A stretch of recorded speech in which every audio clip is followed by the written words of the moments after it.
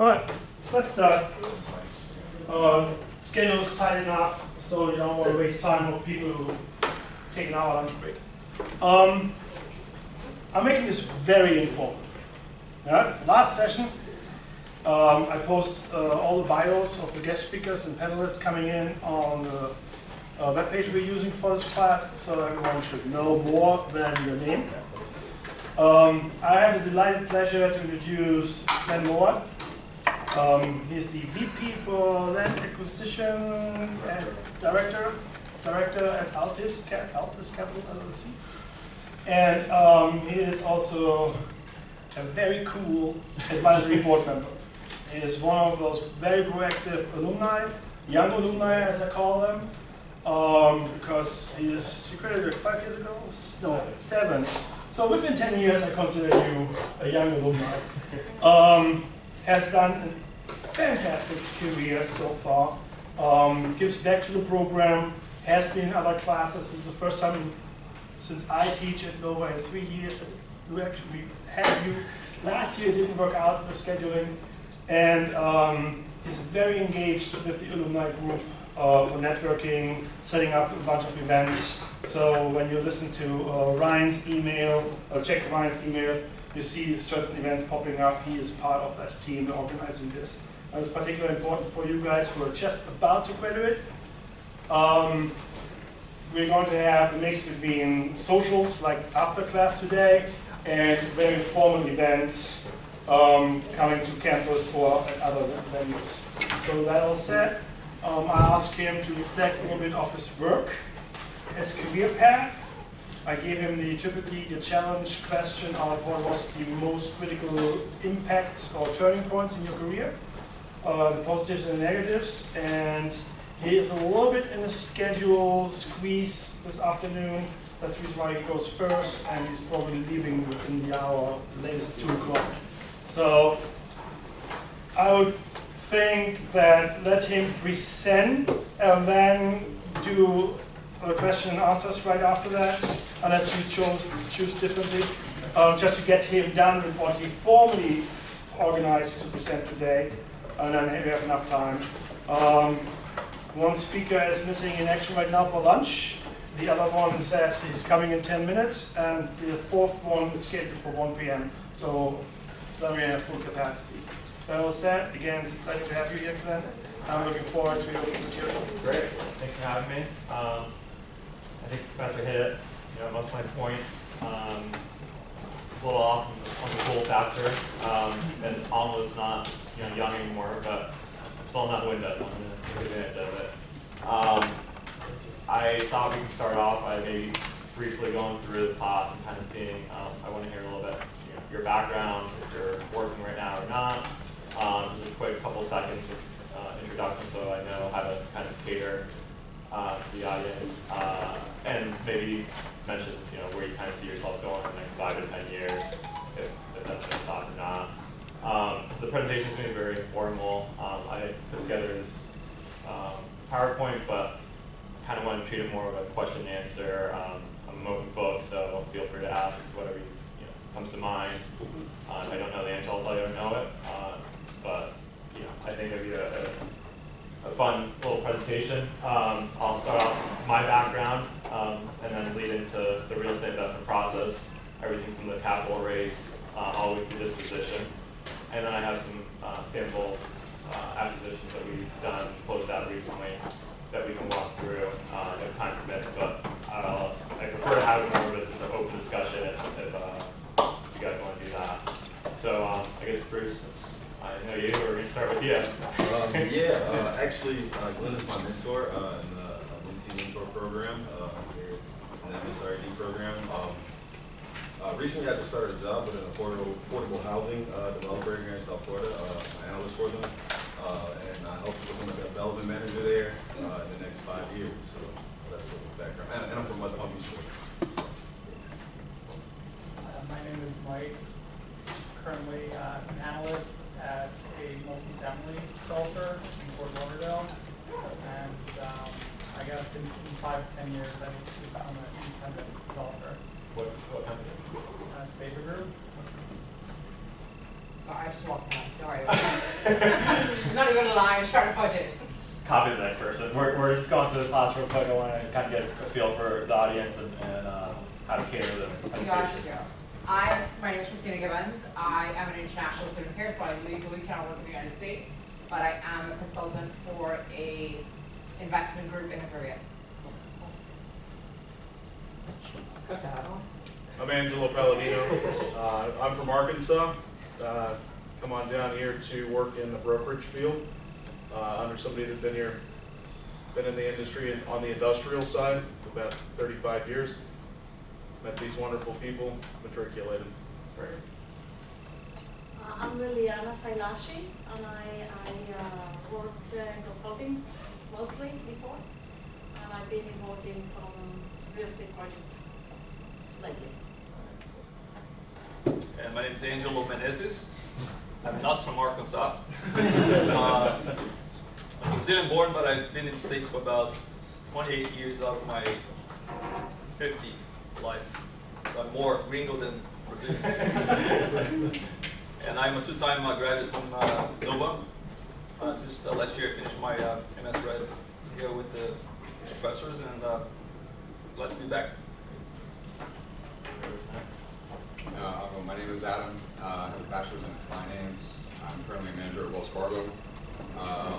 Looking to get into the industry, currently looking, and hope to be an analyst, something to that effect, for about 3 to 5 years, and then go on my own. I'm Marcia Williams Crawford. I have a master's in business administration from the Helsinki School. I'm back doing the real estate program, and it's been very interesting, very exciting. I've dealt with a few real estate projects, and that has encouraged me to proceed with this program. Great. My name is Anthony Alexenko. I graduated from Savannah College of Art and Design almost a year ago now. And my major was in interior design, so right now I'm not really working, but I also am partially freelancing. What I want to be doing in the next 5, 10, 15, 20 years is trying to figure out the affordable housing crisis that's going on the West Coast, and how can we make market rate housing affordable for the everyday person. My name is Oslin Vogt, full name. I'm a real estate broker. Currently, I work as a property manager for a privately held portfolio that consists basically of retail and office space. And I don't know if that's an area that I want to continue in, so I'm feeling things out. My name is Lei. I'm from China. Currently I'm working as a landscape designer for the company in West Palm Beach. I hope the 5 years I work for the real estate development. Great. My name is Kyle Tuthill. I graduated from Bentley University with a bachelor's in finance. Currently doing this program. I work for Stiles Corporation, their financial services department. I'm their investment analyst. I've been there for about 9 months. And, I want to work up to be an asset manager and continue to grow within the company. Great. My name is Brian D'Souza. I have a bachelor's in business management. What I would like to do within 5 years is to I'm currently working in Lennar in sales. So either I want to grow within Lennar, or if that doesn't work out, then I want to be my independent developer. Hi, I'm Alana. I'm from Virginia, and I had my undergrad degree in communications from the University of Pittsburgh. And I'm currently working as I'm a realtor, but I'm within the Hawkins team at the plantation office for Cole Baker. And we work with a lot of developers, so it actually is cool to see it from that perspective. You know, I'm not working under the developer, but it's an interesting perspective. I do hope to work with a development firm, transition into that side. So yeah. My name is Adriana. I graduated from the University of Florida with a degree in political science. I work in insurance right now, and just looking to be somewhat of an analyst or one of their positions, things like that. My name is Andrew Schneider. I graduated from University of Miami with a bachelor's in architecture, and I currently work part-time at a small firm in Miami. I just started this program in January, so I'm kind of still trying to figure out what the next 5 to 10 years has in store. Alex, graduated from Florida State. Just started.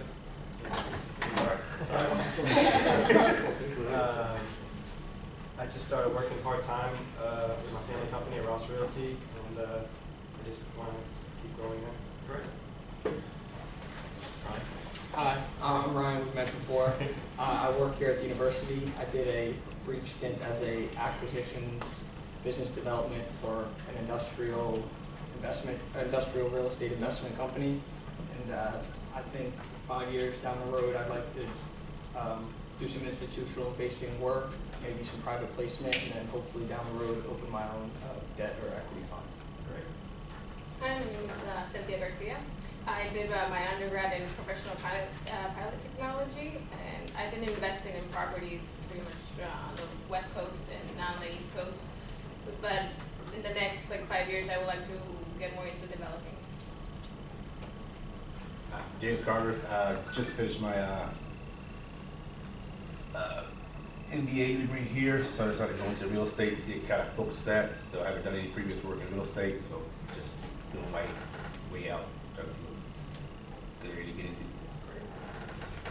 My name's Erin Ladd. I'm trying to figure out why the heck the internet won't work right now. I currently do business development and urban planning for an architecture firm. Prior to that, I was an entitlements project manager for a developer architect. I actually just got a job offer from a civil engineering landscape architecture firm. I'm trying to decide if I'm going to accept. But yeah, Great. so hopefully I'll be a land developer soon. All right. Cool. I like the sound of it. It's a mixed group, and it sounds like a lot of you want to eventually go off on your own. So I think just getting part of this presentation will be pretty useful. I'll give you a little background on myself. I graduated from Florida State. My first job out of college was in property management. At the time when I graduated, it was tough. It was a tough market in general. I took the job thinking, well, get me into the real estate world, but it wasn't my ideal. It wasn't the reason I did my undergrad in real estate. It didn't really require a degree at that point. But it did open up the door for me to kind of see a different part of the world that I never would have seen, and the part of the industry, I should say. And I never would have thought it would have came back around to help me down the line. And as we go through some of these deals, you'll see that, eventually, depending on what kind of company you work for, whether it's a big institutional group or a small family office, those family offices, you tend to wear many hats and you jump in when needed. So if you have a management company that isn't doing a stellar job, you jump in as a property manager. We had some properties on the West Coast in Reno that I would have to fly over there and spend some time doing asset management, but asset management slowly gets into property management as things fall apart from a management standpoint. So I never would have thought that any of that work there would have really come back around, but it goes to show that whatever job you're doing today, keep in mind of how it can better your career and how you can use it going forward. And then after property management, I worked on the appraisal consulting side, which was a great, my first real estate job out of college, what I consider the first real job. And I got a great preview of how to look at real estate. I mean, at the end of the day, it's all about valuation. And I was able to see everything from how to value a marina to multifamily, a lot of market studies, feasibility studies. So office, retail, industrial, self-storage, you name it. I got to see a little of everything on that side. So all those are great preview for real estate. I knew that it wasn't where I wanted to end up. I've always wanted to end up more on the acquisition side and working eventually one day just like everybody else on your own. So after that, while I was at the appraisal company, I did my MSRED here at Nova. And then after that, so after that, I started working with the Canadian institutional group. They wanted to open an office in Miami. They were looking for for somebody to head up their acquisitions and start this office for them. At the time, there's a lot of opportunity in value-add office and bulk condo deals. So that's what we focused on. We had a fund that we raised, and my one job was to deploy this money and find office and bulk condo opportunities, which sounds fun. It was challenging. We had really strict criteria of return hurdles that we had to meet. We had certain geographic locations. We were able to deploy the majority of the money, and we ended up selling out of the whole portfolio. And then I joined a small family office, private equity group, as director of acquisition. That's Office Cardinal right now. Worked on different parts of the deal. When, as I mentioned, when working for these smaller offices, you tend to wear many hats. Every day, every couple hours, you may switch that hat, which is fun. I mean, if you end up wanting to go off on your own, it's a great opportunity to kind of see all different parts of the real estate transaction. So that's a little bit of my background. I hate presenting, so bear with me. It's not my forte. But I thought it would be useful to go through the whole real estate investment cycle, everything starting from the capital raise and finishing from disposition, sale of the deal. So this is kind of an outline of what we plan to go through. So starting at the capital raise, in the majority of your transactions, you're going to have a structure that's a GP and an LP. When talking about your capital stack, you'll have a general partner, a limited partner, and some debt. General partner is pretty much what we're all trying to get into. Or majority of you mentioned you want to get off and get on your own one day. They operate the deals. They put less equity in most of the time. Depends on the group that you decide to partner with on the LP side, but it's 10 or 20% of the required equity is typically what's norm for the GP. But they handle all the operations. They oversee the whole transaction. Your limited partner puts the majority of the equity and plays more of a passive role.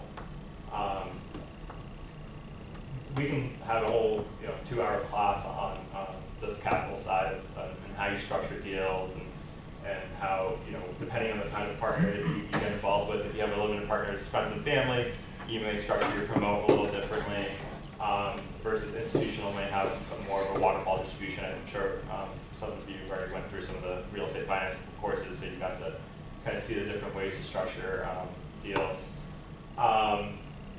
Then it's up to you to decide whether or not you want to raise a fund, like the Canadian group that I worked for went out and raised all the equity required to go out and get these deals, or if you want to do what we call one-off deals, where you find that opportunity and then you call a friend of the family, or you have your Rolodex of people that you reach out to. And then the last part of the capital stack is the lender. The loan is secured by the property, and that's based on how much money they're going to give you is based on different tests of whether it's your debt service coverage ratio, loan to value. It kind of depends on which source you end up going with. If you want a bridge loan, you'll probably get higher proceeds, a lot more loan value, but you're going to pay a higher rate. If you want to say agency debt, you're going to get very favorable terms, but there's a lot of hoops to jump through, and it can be cumbersome at times. Can you explain what agency debt is? Yeah, agency is if you go to Fannie Mae or Freddie Mac, and is secured by the government. It's my favorite route to go, and they tend to finance a lot of existing multifamily. It's my favorite because once you go through the process once, you're in their system, and it's just a very attractive overall. They give you high proceeds, good terms all around, interest only for a couple of years. And again, it all depends on the deal and whatnot, but it's my preferred route. And this is all relating to existing assets. If you do a development deal, it's a whole other arena.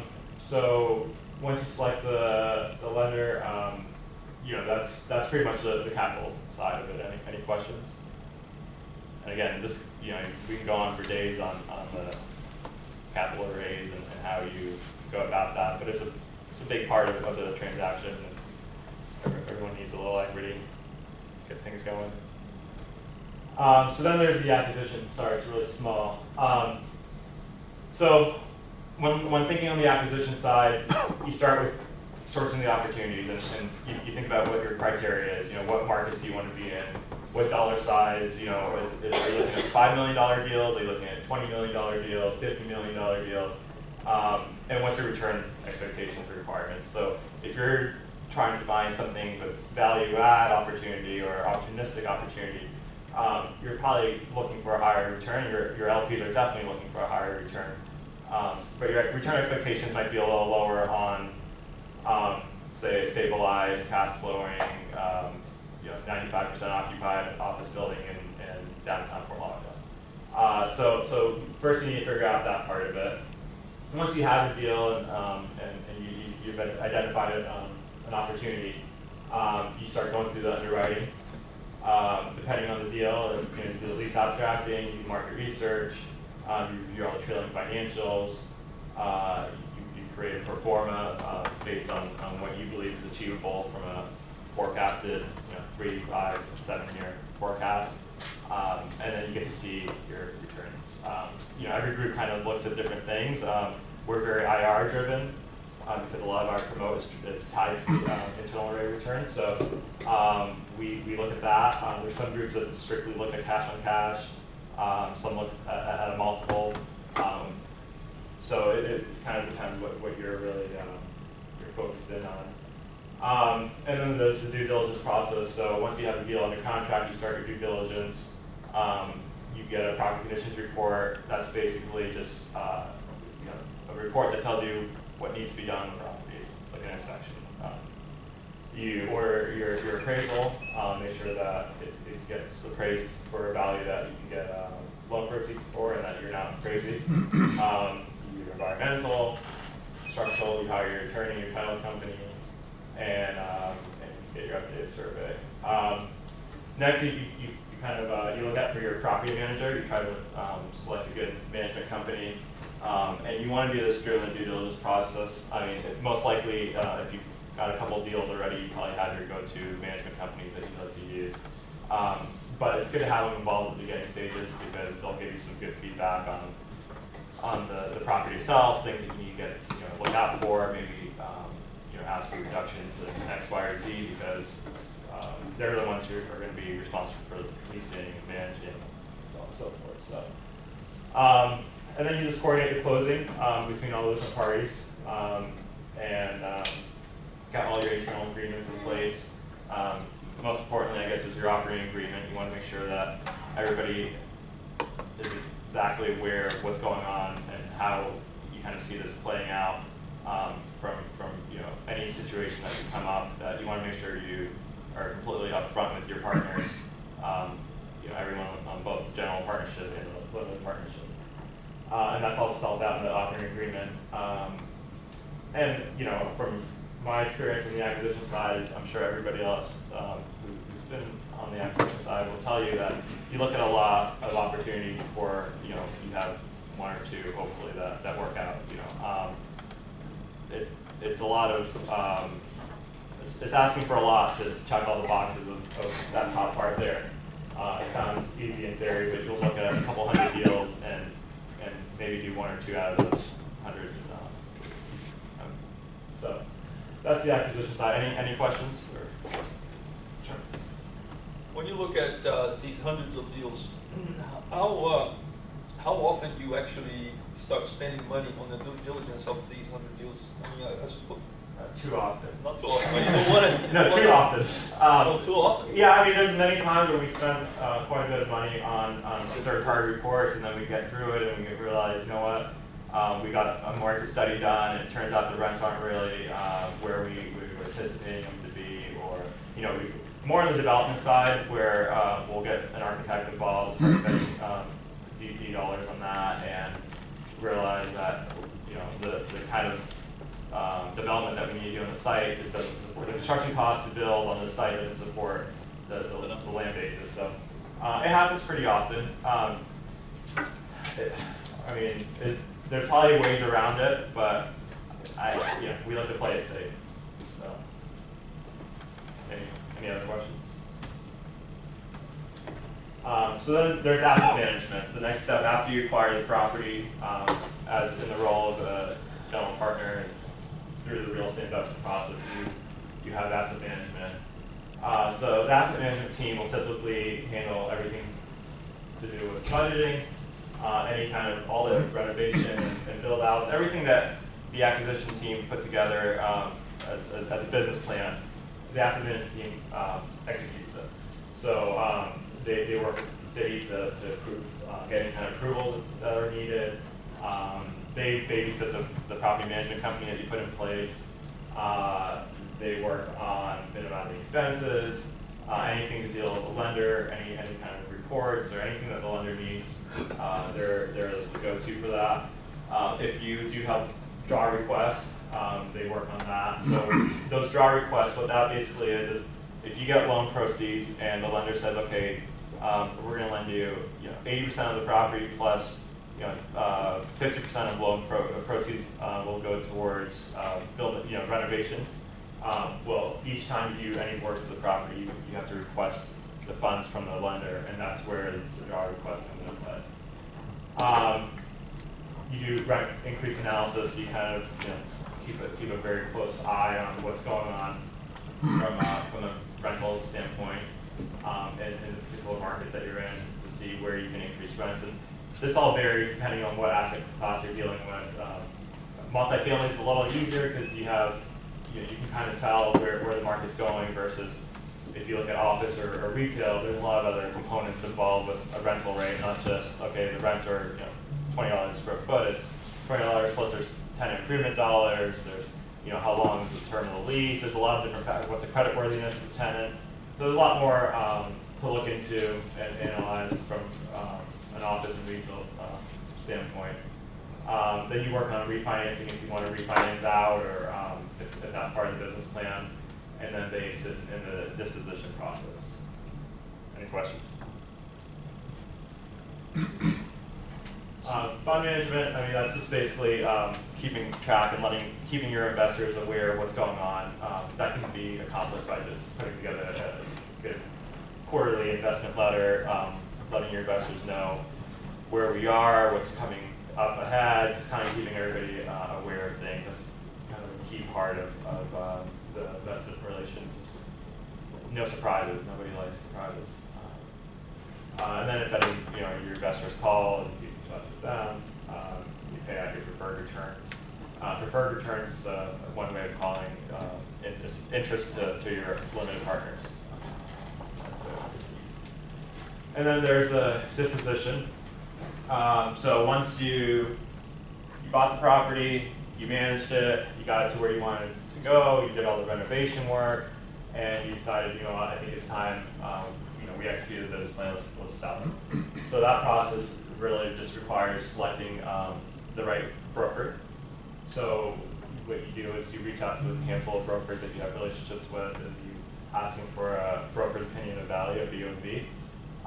And based on what they pitch you and how achievable it is, and they'll look at, every broker is going to look at the deal different, and it comes down to who do you trust and who do you think can really get the deal done, and who has the relationships and so on and so forth.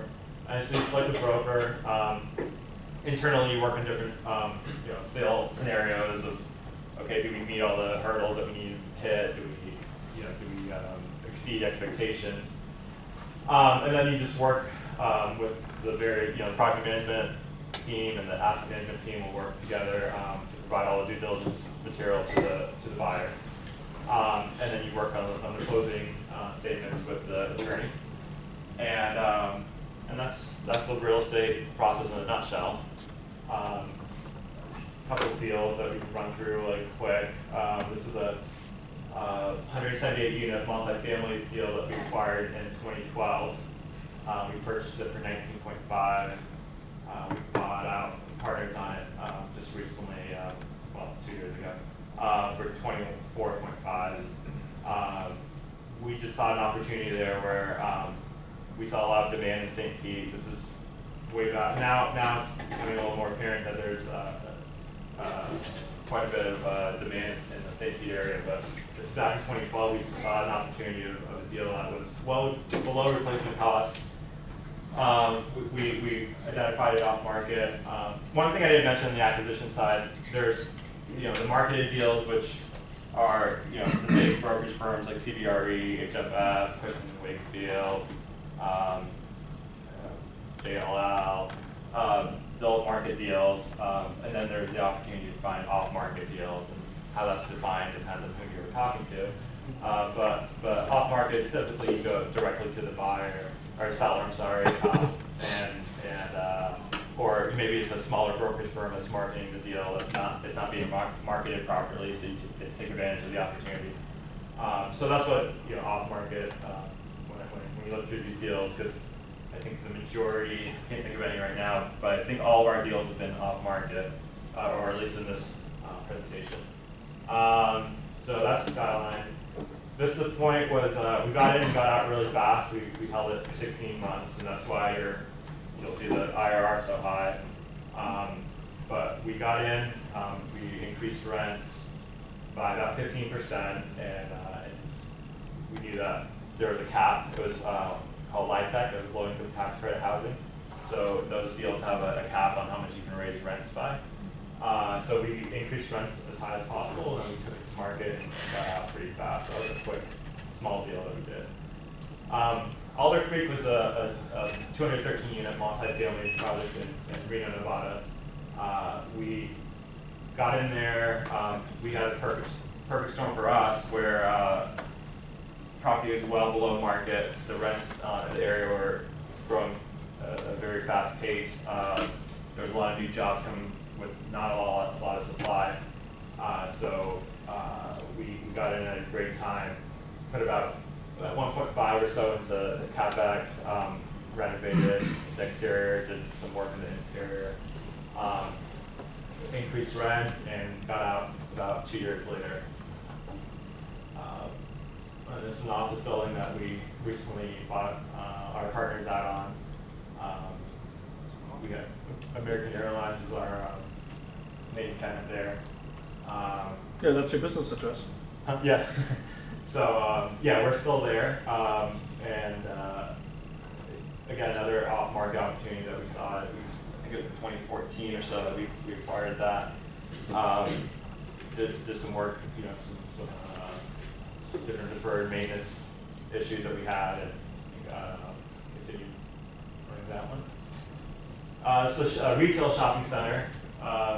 That the seller just had deal fatigue. He didn't want to put any money into TIs, and we were very selective on the tenant mix that we had over there. It was anchored by Trader Joe's. Again, another one in Nevada.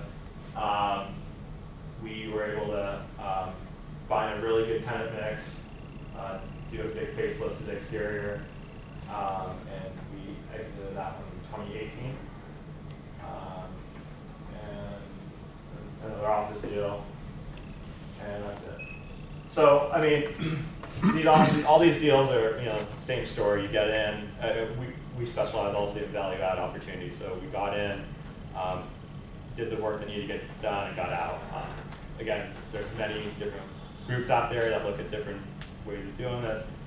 There's some groups that just only buy stabilized assets. That's more like institutional groups. Our cost of capital is too high for us to go and buy stabilized assets like that.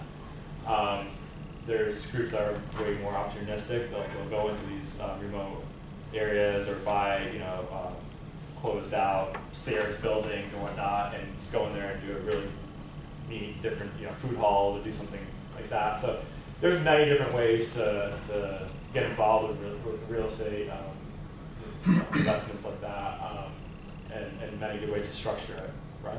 You spoke about the partnership between the GP, you guys, and then the capital providers, and how IRR was the way for you guys to get a bonus or something like that. Do you want to maybe give an example or talk about? So, depending on how your LPs look at deals, you can do a more complicated waterfall distribution where you have to hit different thresholds at 15% IRR. This is your promote. At 20%, this is We have is friends and family, so we have a pretty straightforward model where anything after 15% IRR to the limited partners is a 50-50 split on profits. So it's a very straightforward, easy model. We've done the more institutional type model before when needed, but I think it was only on 2 deals that we've done that. We like to just keep it simple and our investors. And do you think that kind of 15% maybe hurdle rate to call it, is that kind of typical? What drives that number? What goes into finding that number? Just kind of preferences? It's typical, like a standard across the industry. Okay. And I'll just add to that too. I mean, I think that's probably one of the most important discussions that you'll have in the entire real estate cycle. You'll make more money on the negotiations with your partners on the promote than anything else in the deal. I mean, the deal could perform great, market could drop, it could go up, cap rates can move, but if you structure that right on the front end, we've been on both sides of that, where we didn't structure some deals great down in Miami back in the day, and we still did well, but not nearly what we should have done. And like you had mentioned with friends and family, there's a lot more negotiating, not negotiating, but there's a lot more flexibility there because there's a lot more trust, there's a lot more communication, a lot more relationship based, where you can get to that 50 or 40%. I mean, a lot of our deals are 60-40, but when you have to do some of the larger deals and you're dealing with institutions, I mean, that's where it gets really complicated, because friends and family, you've got that communication. If something were to go wrong down the road, you've got that ability. When you're dealing with institutions, lawyers get involved, and you got to be very, very conscious of that.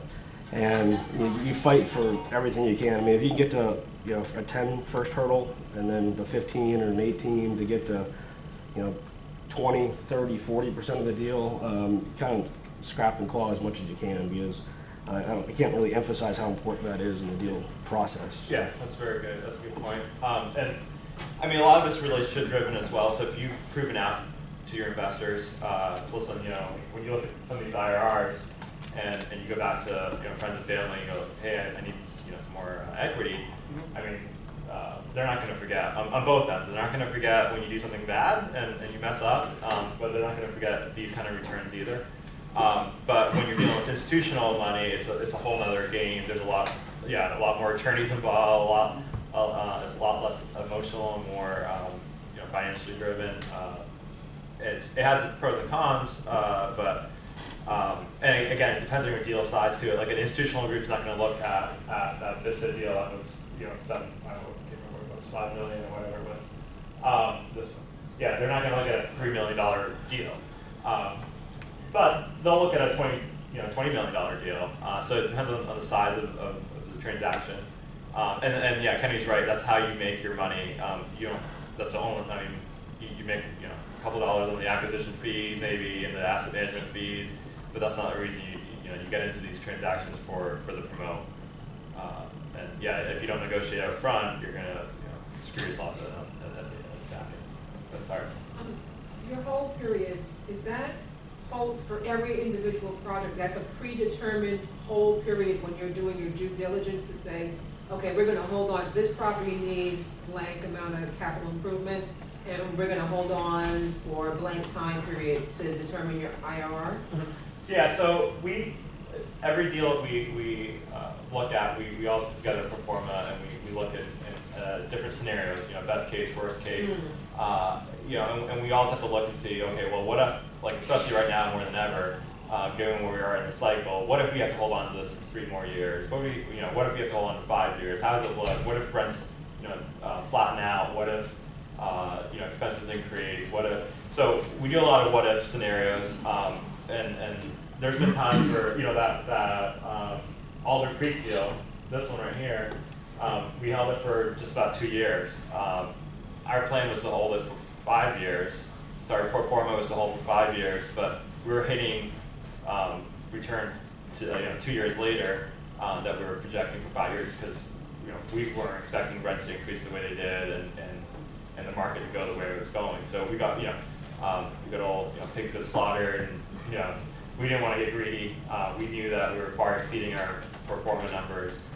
So your investors are not going to be upset when you give them back their money 3 years early and higher than they anticipated.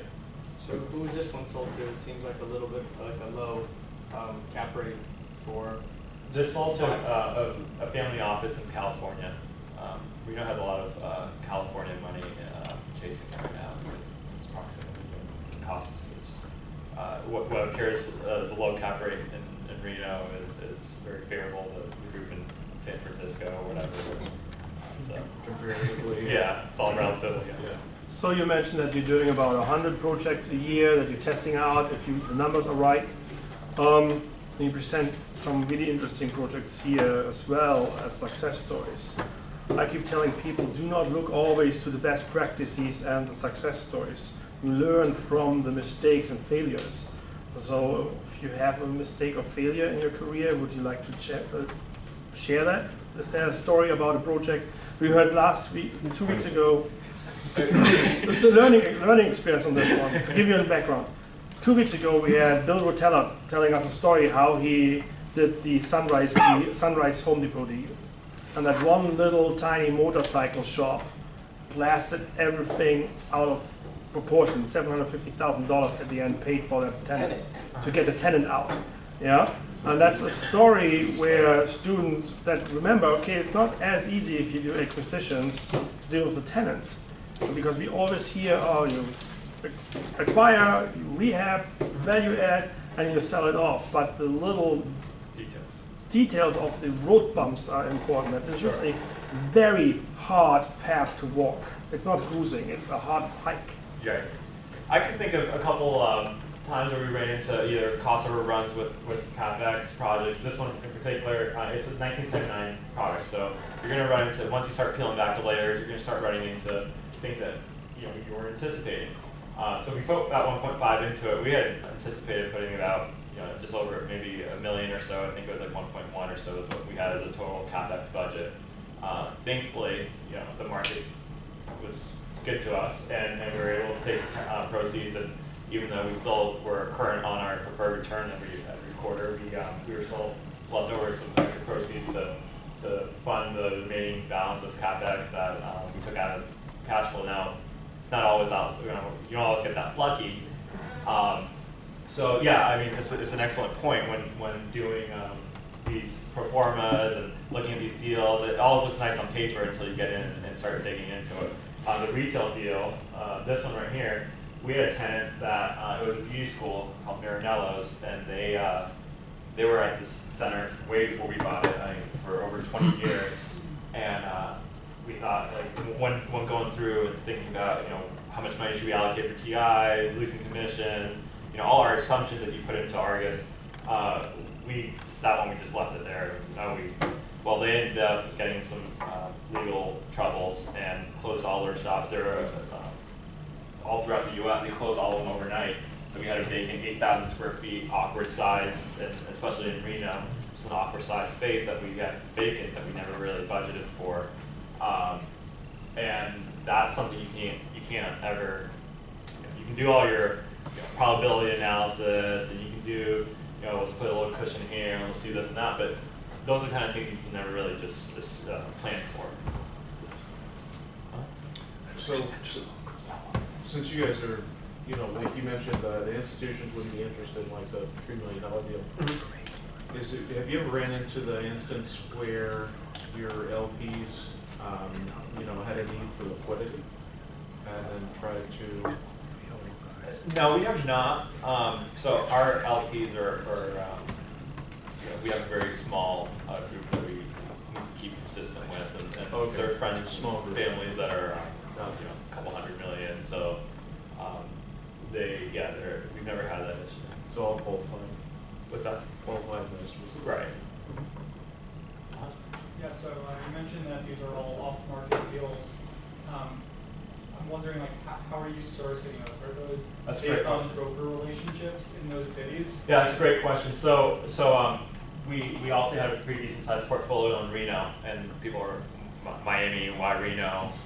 Most people like tell me like Reno 911. That's probably the only thing that comes to mind when thinking of Reno, and we're probably pretty accurate. But we have a partner that we met here in Miami that was from Reno, and he moved back there once we started seeing some activity So he was our boots on the ground over there, and he was knocking on doors, calling every property owner, sending out letters, calling the local smaller broker firms to see if they had any insight. Reno happens to be a very small market, so it's easy to get our foot in the door there. There was a big story with between Tesla and Panasonic, bringing about 55,000 new jobs in 3 to 5 years. So there was a good story there, and that's one of the things that we look at for selecting markets. What's the job growth? What's the what kind of supply is in the pipeline on the development side?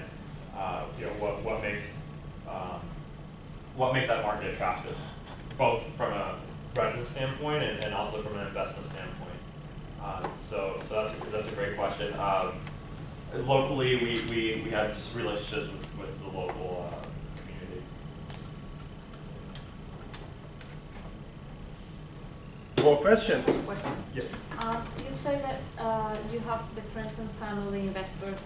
How long do they have to stay in the investment? Like sometimes you just keep the investment for a longer time. I don't know if that's So that's all spelled out in the operating agreement. So we would spell it out as in the event that we sell early, these are the people who have to approve. In the event that we refinance, this is what happens. In the event that we hold for longer, this is what happens. So it's all based on different. Typically, it's until you refinance. Typically, it's until we sell or refinance. Yes.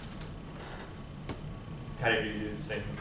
Yeah, I mean with the fund, we had I think it was a 5-year investment window with a 7-year sellout. So with 2 more years, you can kind of extend for. So it was a 9-year hold. So that's pretty cut and dry. Most of our development deals are similar to that, where as we're going to raise the money, we'll say this is going to be a 24-month build. We'd like to stabilize it over the next 8 to 9 months, and then we'll sell after that. So you kind of give them a time frame of 24, 36. Some of the, like the office building downtown, which I think Jessica showed you earlier in the semester, that's a 3.5 year. It's probably be that investor that we're with. It's their fund has a 1 year after stabilization hold, so that'll probably be a 5-year hold. And so you just got to let them communicate on the front end that your money is going to probably be locked up for 5 years, and if they're good with that, they move forward. Why, before we start an open discussion, why don't we use the moment to shift you guys actually from the background of the classroom up to the seats and open up for a general discussion? I know, Glenn, you have certain time constraints. Ken has a certain time constraint. Angelo, I think you had a presentation prepared? Nope. No? Ben? No, So let's move you guys all in front. I have a quick introduction and then follow up with questions as Ken is getting more involved and bouncing back and forth with questions when you actually have him more in front. All right, I want to use that to make this formal, informal introduction a little bit. I would like to welcome. Sit there. Sit there. Cheers. Same thing for you, Angelo, please. It's a panel. It's a panel. Let's do a panel. This is the last session. This is a little bit less scripted than before. So here we don't even have formal presentations.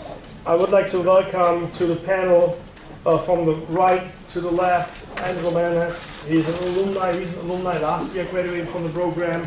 He has decades of years experience in the disaster reconstruction experience business. In the center of the 3 people sitting right now is Kenneth Stiles. I posted all the bios. I want to read one short paragraph as part of the formal introduction. Mr. Kenneth Stiles took the helm as a CEO of Stiles early in 2017 as Terry Stiles transitioned to chairman. The move followed a company's long-established leadership succession plan that paved the road for its long-term growth and sustainability. Prior to becoming CEO, Mr. Ken Stiles served for 2 years as co-CEO along with his father. We're here in the Terry Stiles School of Real Estate Development, so I'm very honored to have Ken here today in the panel. I experienced Terry as a very humble man, met him the first time at my job interview at 8 o'clock. So who are you? And I'm like, I'm Thomas Würzer. Hi, I'm interviewing here. Okay, sit down. Welcome to the team. That's how I met your father. Yeah? For 90 minutes, we did a board meeting. And third in that group, I would like to welcome Winston Ben Vidiella. He actually goes by Ben. He is one of the very first students I have had in class on the ground in the classroom here when I came to Nova Southeastern. In fact, actually I commuted in, flying 12 hours one way to teach a land use planning class. Remember the class with Lego blocks or airports? Yeah, that was the one. I met him. Haven't seen him for 2 years, pretty much. Stayed in contact, social media, LinkedIn, etc. We have similar friends, two of them you know, Noah and Stephen. And today's afternoon session is the idea of different career paths at different timings in your own personal career. They are not anymore 23, 24 years. They have different age groups presented. They have different stages of life. Yeah? They pass different struggles of life and successes. The idea for you guys to get you out of the food coma after a lunch break and the 2-hour walking tour in the sun, this is the exposure you will have to ask questions about what they did in their career, educational backgrounds, philosophy, work attitude, how they solve issues, what are the moments in their lives they celebrate, and what are the not so great moments they barely want to share but you might be able to poke. Yeah? So I would like to start that, or keep going with the discussion when I initiated the idea with what was the worst deal in your career. And Glenn, you start out with some of the negatives you had, and Ken actually chimed in before we reconvened the panel. So if you guys would be able to give a little bit more feedback about who you are, why are you here, not just because I gave you a phone call. And I strongly, really, it's afternoon, I know, but this is an amazing opportunity to have. Not meeting them at a formal event with the ULI or somewhere in Broward County. This is the most intimate, besides having lunch, the most intimate discussion group you can get. Who wants to start? Bad deals, anyone, bad deals. So they've been given the our bios? Yep, all of them but Ben. Yeah, so but he said, stalk me on LinkedIn. I guess I'll start off. So I thought Professor Würzer would share my LinkedIn bio, but I'm a general contractor. I've been doing construction for about 15 years now. And I got my undergraduate degree at Florida International University, construction management. I always knew that I wanted to get a master's degree eventually. In my line of work, project management, project manager, it's not something that's necessarily required, right? In my line of work, it's what have you built? How much have you managed? You know, what have you overseen? So it's always been a career goal of mine to get my master's, more for you know personal achievement, the challenge, going back to school, managing your time. So I had a set of goals that I set up forth when I decided to join the construction manager or the real estate development program. So I wanted to network. I wanted to meet people that were involved with what I do. I knew I wasn't going to be going to school and meeting a bunch of contractors, but I was going to be meeting real estate professionals, the people that I work for, the people that hire my company to build their projects. So I wanted to better understand their point of view. So I wanted to understand how they look at deals, what they use to measure deals, how they work, understand the vocabulary, what it takes to put a deal together. So I wanted to meet those type of people. I wanted to hopefully meet people that would help me pay for my investment, because I saw school as an investment. I'm like, I'm investing this amount of money, and it's got to pay for itself back. So right now, it's hurting, but it'll eventually pay for itself. So that was my second goal. Meet people that would help me pay back my program. And the third goal was to, conquer the challenge. Work full time, starting a family, go to school, get my degree, and I find it very rewarding to set these challenges and meet them, and It helps build you as a person, as a professional, and down your career path. So that's a little bit about what I do. I'm a project manager for a construction company, general contractor. I have my own contractor's license. I've recently incorporated my own company, and in the process of doing that, and potentially doing some deals on my own for clients. So that's my bio. Doesn't matter. Obviously, I mean, set my bio around, but big picture, you know, obviously, I think Jessica gave a little bit of background of who we are. My grandfather started the company in 1951 when he moved down here from Cincinnati. No rhyme or reason why we ended up in Fort Lauderdale other than he was having heart issues, and they said he had to go somewhere warm. This is the only place he knew. So he was stationed at the old Air Force field where FAU is today. So again, started as a general contractor, building houses and small warehouses around what was back then small Fort Lauderdale. And my dad slowly got involved with him. My dad went off to college in Kentucky and ultimately came back to support him. And you know, finally, just kind of, I don't want to say fell into the different sectors of what our business is today, but we're doing, you know, construction, and then we had a family friend that was needed a new office building, so I asked my dad if he would oversee the development process. So kind of development started at that point. Somebody needed a manager, asset management, property management. At one time we had one of the largest landscape companies in South Florida. Thankfully, we sold in 2005. But it kind of just morphed into the philosophy of building our own stuff and how do we manage it to the best quality.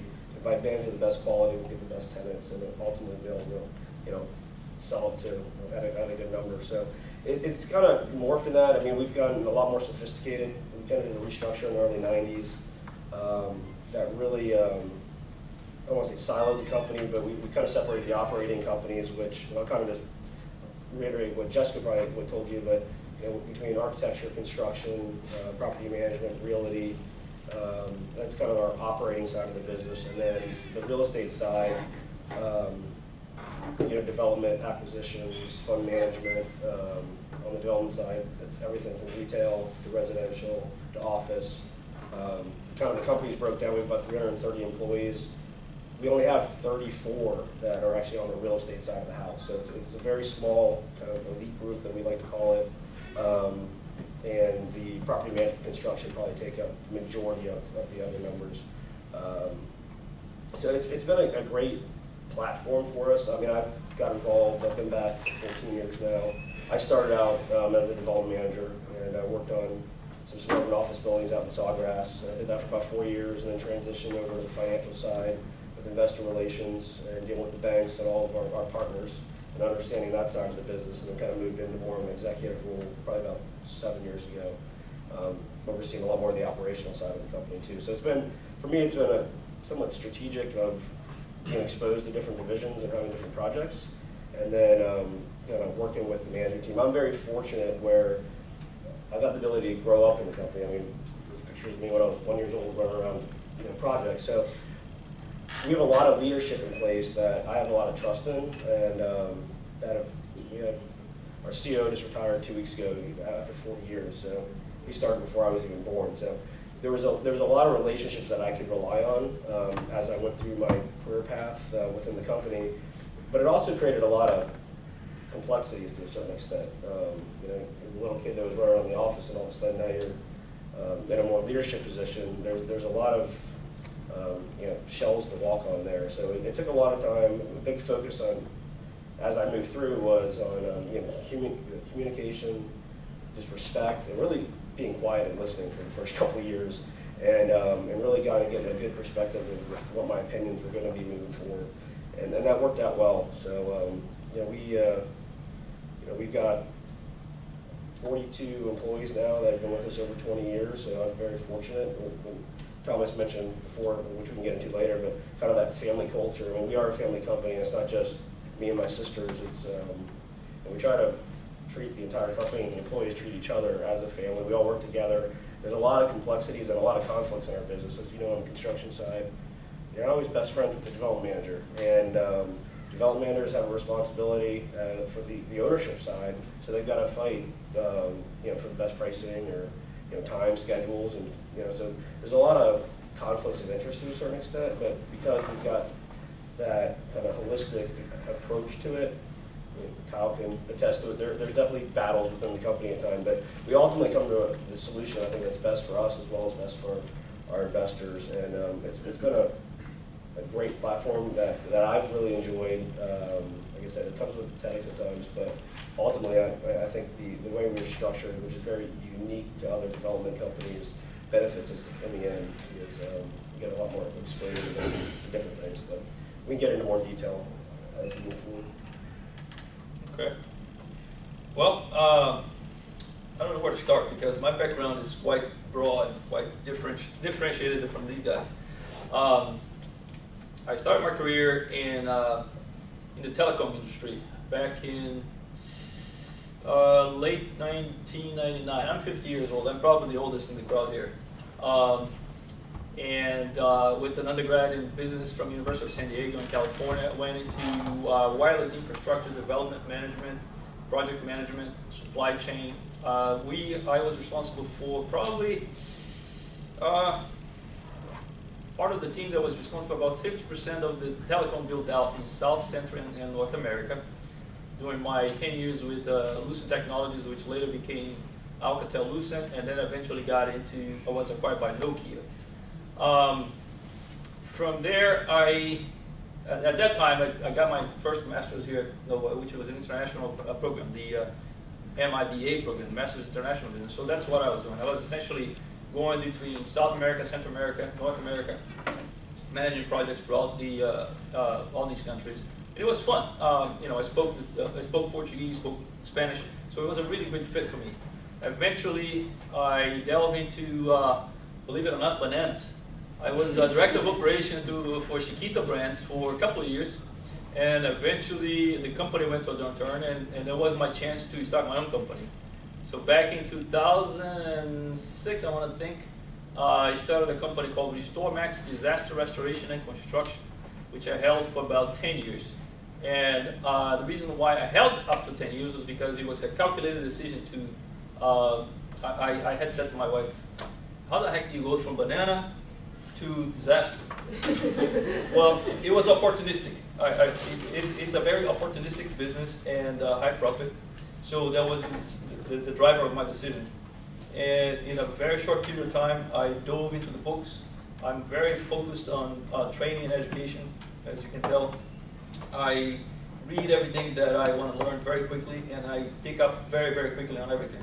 So I started my company from ground up. I had no knowledge whatsoever in the industry. And I told my wife, listen, we're gonna do this business for about 5 years, at which point we're going to launch into a franchise system. If for some reason we don't materialize into a franchise system, I'm gonna get out. Well, 5-year came, and it was right around 2007, 2008. There was a big downturn in the economy. Actually, no, I started in 2006, so that was 2010 or so. Because of the downturn in the economy, there was a lot of general contractors getting into that disaster recovery business. Why? Because everybody figured out it was opportunistic. You can make a lot more profit doing water damage, fire damage restoration, making a 30, 40%, 50% margin, as opposed to a 5 to 10% profit margin, which is typical on a general contracting job. So a lot of GCs got into the business, at which point I said, you know what? That's not the time for us to launch a franchise system. So we held on to the company for another 5 years, and one day I had a gentleman coming in from Chicago that wanted to get into Florida, and I said it was a great opportunity, so I sold the company, stayed with them for about a year and a half, and I never wanted to look back at that business again. And I said, I made another calculated risk at that point. I said, like Ben said, it's an investment. My wife said, are you going to spend $30,000 on an MBA program? I said, yep, that's just $30,000 is nothing for the knowledge that I'm going to get here. It's not an MBA. Huh? It's not an MBA. Another master's. Let's put it this way. Anyways, that was the greatest decision that I've made. It's been, what, a year since I left the program? Yep. I've already recovered my investment about 10 times more, 10 times what I paid. And when I left, I wanted to get into development. I knew that I wasn't going to fit well with the typical development company. I am already 50 years old, and I didn't have time to go to the ramp up of starting a new career, so to speak. So I had the opportunity to be under the wing of Mr. Eric Swanson, which you guys all met. I knew coming in that was a new organization that he was putting together, the Project Management and Development Group within Davidson Young. And just like himself and the other 3 guys that we had in our team, we're all very entrepreneurial. One of the reasons why he hired me was because I had this entrepreneurial background, this drive to go get business. And I knew that the ramp up was going to be difficult, but I was willing to pay for it. So I paid for it, joined the group. I was responsible for project management of the 20 million square feet of property that they manage today. TI work, tenant improvement work for office buildings, industrial, medical, and everything else. And in addition, I also put together a lot of due diligence processes, programs for 4 of the developments that we had under our leadership for the 1 year that I stayed there. But again, I knew that I wasn't going to stay with in that role for very long unless we broke ground very quickly. And during that time, between the master's in real estate and the time that I spent with in the real estate, I had several opportunities to jump back into the disaster restoration industry.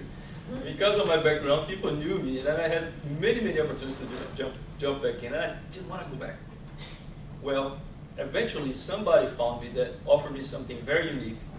The company that I work today offered me I'm the general manager for the office operation. Essentially, it's a company called National Group. And National, what's unique about it is that we do construction, we do roofing, we do emergency responders. We are emergency responders for very unique clients here in town. We only do commercial work. Some of our clients include the University of Miami, the Related Group, Mass Capital. We've done Chateau Beach, we've done City Places Royale, we've done the Panorama Building, we've done several high-rise buildings. We do work strictly for the institutional big players, commercial industry, commercial properties. We target the government, healthcare, schools, colleges, universities, hotels. That's what we do. But what's unique about this company is not the construction per se for me, is the family. It's a family-owned company. We've been in business for about 53 years. The family has a big chunk of stake in the builder's risk and business interruption claims. You see, our owners come from a CPA and a legal background. They all have the forensic accounting, the accounting capability, as well as the legal capability. They've been in the insurance industry forever, so they have an extremely successful track record of representing clients such as the one that I mentioned. So that is a big component that the developers often forget about. And when I looked at the package of what they had in terms of the services that they provide, I thought that was phenomenal. And they took me in under their wing. They treat me with such a degree of respect and dignity that's just incredible. I think also the fact that I had the development education and background is something that was also in line with their thinking, because the son is used to be in the private equity business. He is incredibly intelligent. He's got his hands with some of the biggest money people in the world, and we're already discussing about investment opportunities in real estate ourselves. So, as I said, I didn't plan to be there for too long at Davidson for too long, because I foresaw myself eventually going on with myself, starting a small development project, or perhaps partnering with the right people. So that's why I felt that the package was unique. The types of services that we provide are unique, and the possibility of long-term partnership with them also offer something that is very unique for me. Again, I'm 50 years old. I don't have time to wait too long, so I got to run. Cool. Let me chime in on this. I have 3 alumni of the program from 3 different times, or years, cohorts sitting here. And you mentioned networking and investment. both you and Ben and Angelo. I'm going to be really critical as the faculty representing the program in the room. What are you missing from your real estate development education? Granted, different timings, but what was the component when you started out after your master's, when you transformed into a different career path? What was the missing component that we might have missed? That long pause is good. They're thinking. Glenn. That's a tough one. I mean, it's hard to say. I was fortunate enough to have some work experience before and during the program that prepared me to get into it. I think from the time I took the program, which was about 8 years ago to now, I think the issues that I would say were the biggest issues are now fixed. One of them being, I didn't think the program was focused enough on the financial component. But now you have Argus and a whole class dedicated to Argus, and you have I think a couple finance courses, at least one. And I think that's very a crucial part. When thinking about doing the program and preparing yourself for the future and joining the workforce, and again, the class I hear of many of you wanting to go off on your own, but in order to get that experience and be a candidate to be hired, whether it's for an analyst role or a development manager or whatever it may be, you need to provide something that how do you add value? And in most cases, is you want to be able to run the numbers and focus on that part of it, which is a heavy part of real estate investment. You can't get into real estate investing without understanding the financial component. That's crucial. And at the time when I took the program, I think it might have been lacking. And I mentioned that on the capital side that you can teach a whole course on structuring deals and whatnot. And I think that if you ask me what's lacking today, and we've talked about this in the advisory board meetings and whatnot, I do think that we focus so heavily on the transaction part of it, but not, we have many alumni that went off and ended up starting their own businesses and whatnot, and they'll come back and tell you, we never realized the business part of real estate. And they're two very different things. It's one thing to operate real estate, it's another thing to operate a business. And although there's some overlap and some similarities and whatnot, and at the end of the day, it's income, expenses, and the bottom line. There's a lot of details that go into the business side that I think would be useful to teach, and also on the real estate side of things, the capital raising and how to go about structuring those different transactions and how to make it most favorable for you as a VP. That would be my answer. Ben, what about you? In my case, I was a project management professional before, during, and after, so there's not much of a career change for me. I did get a lot of great things out of the program, a better understanding of the development of, everything that I said before, of the development process, perspective, and, one of the things that, I was kind of disappointed with when I was in the program was the cohort size. I think we were averaging maybe, on any given Saturday, 10, Then he almost dropped the phone when I talked to him about the class size. I'm like, 25, 30, if all show up. And he's like, what? This class is larger than the program was during this 10 time. to 15, some classes, maybe we had 7. So, I was disappointed because now my investment, one of the key elements, I'm not getting the opportunity to meet as many people as I should. So I think they've gone a long way in fixing that. Do you guys still have the weekday classes? No, we got rid of that. Saturday only, no more night classes. We're doing 2 different concepts. We're doing Saturdays back-to-back, morning 1 class, different class in the afternoon. And this one is back-to-back, morning and afternoon session, depending on schedule. We're alternating a little bit. I think that's important. When I was in the program, they had to split, right? They had the Saturday for the people that could do Saturdays, and then they had the weeknights, which I think was 2 nights a week. Or Tuesdays and Thursdays, yeah. a lot of flexibility, which is good, right? It's good to have options, but you know, I thought, you know, the program was kind of small at the time, and it just kind of split the networking in half. So it's been fixed. I mean, there's a good amount of you here. I mean, there's more people here than in any of my classes.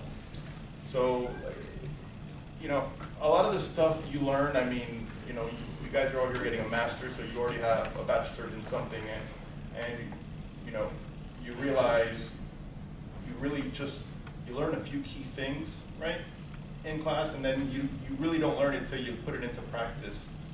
And I can name maybe the 4 things that I learned from my bachelor's degree in construction management, and it was, you know, how to look at plans. I'm not going to tell you that I learned how to read plans in school, because you don't do that until you start actually, you know, practicing. You know, how to look at a schedule and put a schedule together, which again, you don't learn how to do until you understand the sequence of activities. And I feel like this program is the same. I learned some key basic elements.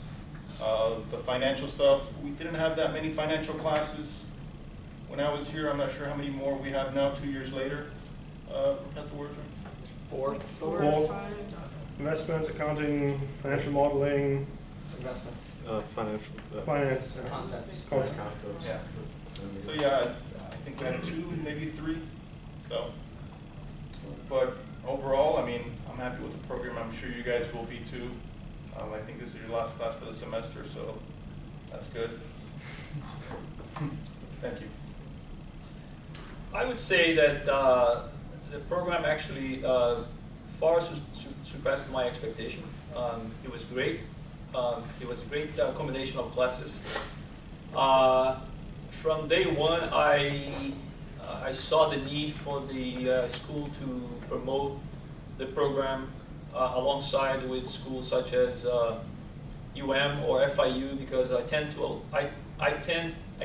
to, and I still do, attend a lot of events with the ULI and AOP, and who else we got out there? ICSC, and also there was known the I did mention AOP. There's another one, the CCIM organization, and I still see a lot of the FIU logos on those events, and I don't see Nova. So I would strongly urge the school to promote heavily, to try to attract the best talent they can alongside with some of these other schools.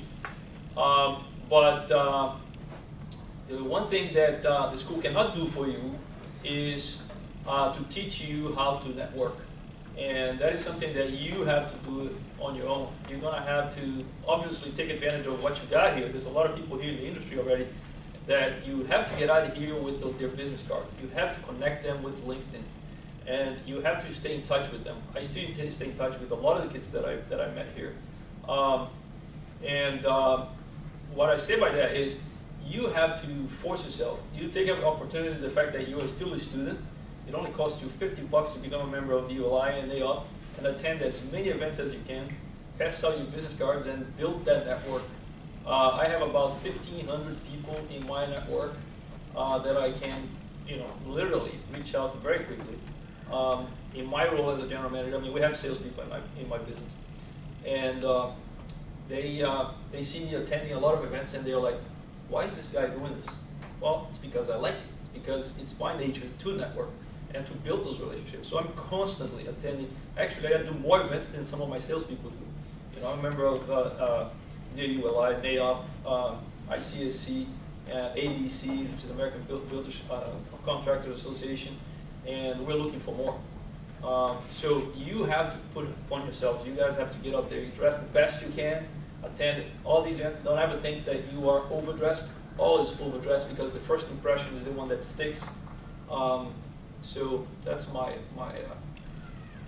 recommendation. I was making a comment to the school, I mean, not as an alumni, but as somebody that has hired quite a few.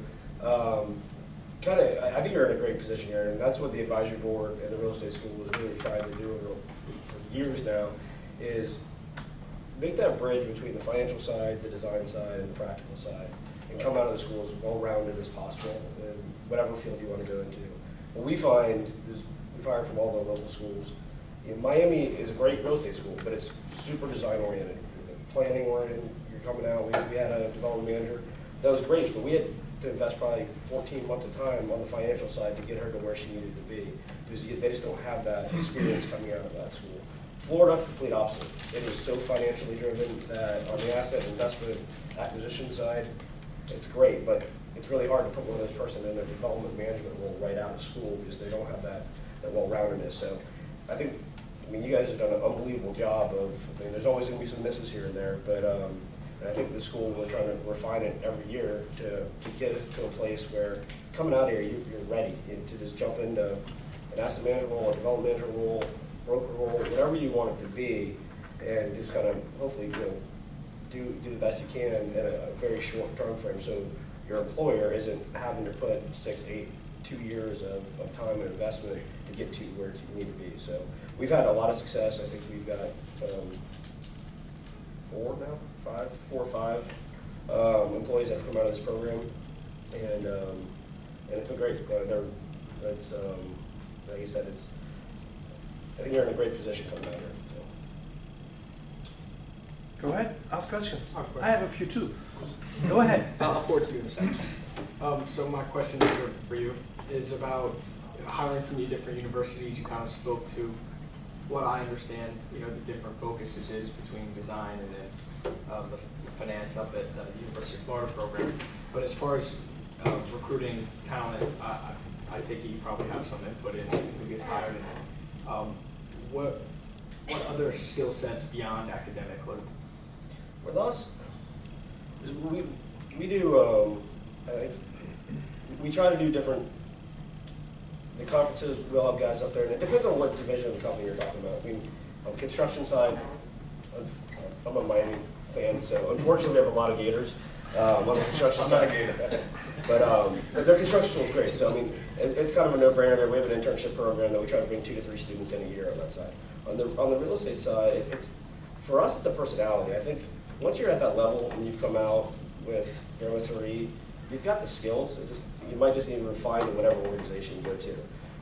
You can know in 5 or 10 minutes if you're going to be a fit within our company just by personality, communication, just having an open discussion with that person. Certain people have certain drives that really don't play nice in our organization.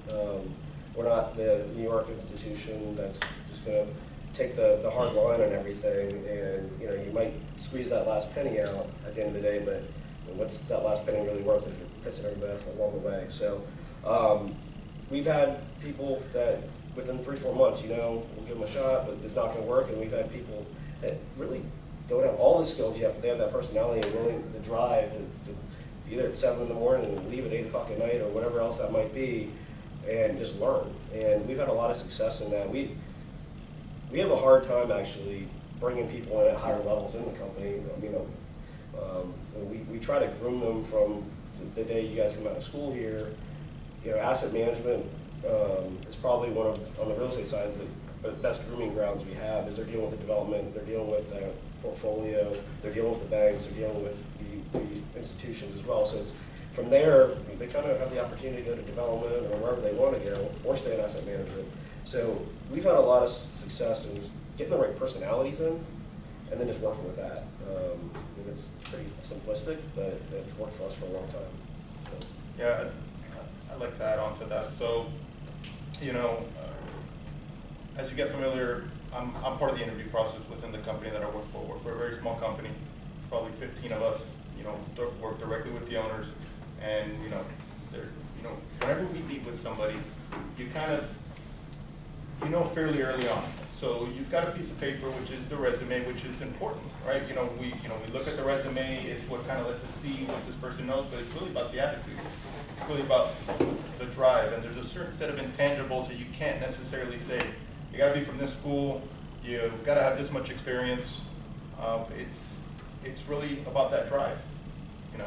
Does this person want to learn? Are they driven? Does it look like they're not just content with, just getting a job? So it's really an attitude thing is very important, always, in any interview that you go to. So I don't know how many of you have been to a lot of interviews. I'm sure some have been to a lot. Some maybe don't have experience going to them, but it's really just kind of being yourself, and the resume is going to speak for itself, and it gets you in the door. So that's probably 50% of it. The rest of it is you and how you portray yourself and how you sell yourself. And to add to that, I mean, it's the interview process it works both ways. So you're interviewing the company as well, and you need to know if you're a good fit with that company. Not everybody is. Not one size fits all. So maybe you are a more corporate guy that likes to, show up at a certain time and stay till that time. Maybe you're more entrepreneurial. Maybe you have that mindset of, listen, I'll do whatever it takes to get the deal done, or and that goes towards what kind of company you want to work for and their culture. And you'll also pick that up pretty fast as you sit there and interview and go through and speak with different employees and whatnot.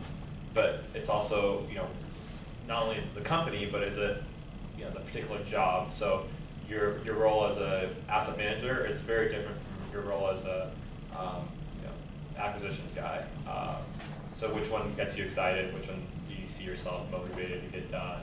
And look at the organization, and you might have to come in at this level, but is there a path to get to where you want to get to? I mean, you just got to. There's different routes to get there. Mm-hmm. And then obviously, not that it's everything, but the salary part of it is how is it structured? Is it strictly a salary, X number?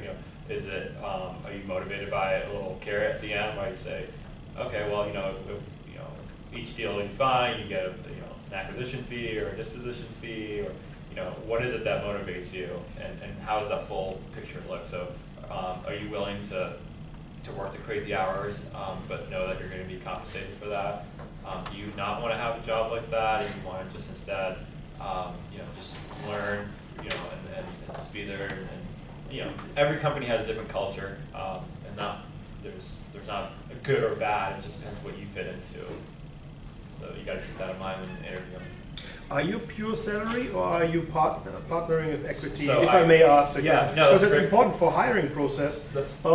I have alumni who said, "Oh yeah, I'm getting 35 base plus X% commission in the warehouse industry, as an example, versus you get hired for 50 flat, and you have almost like the 40-hour week, make this quotation sign because it's not working out like that."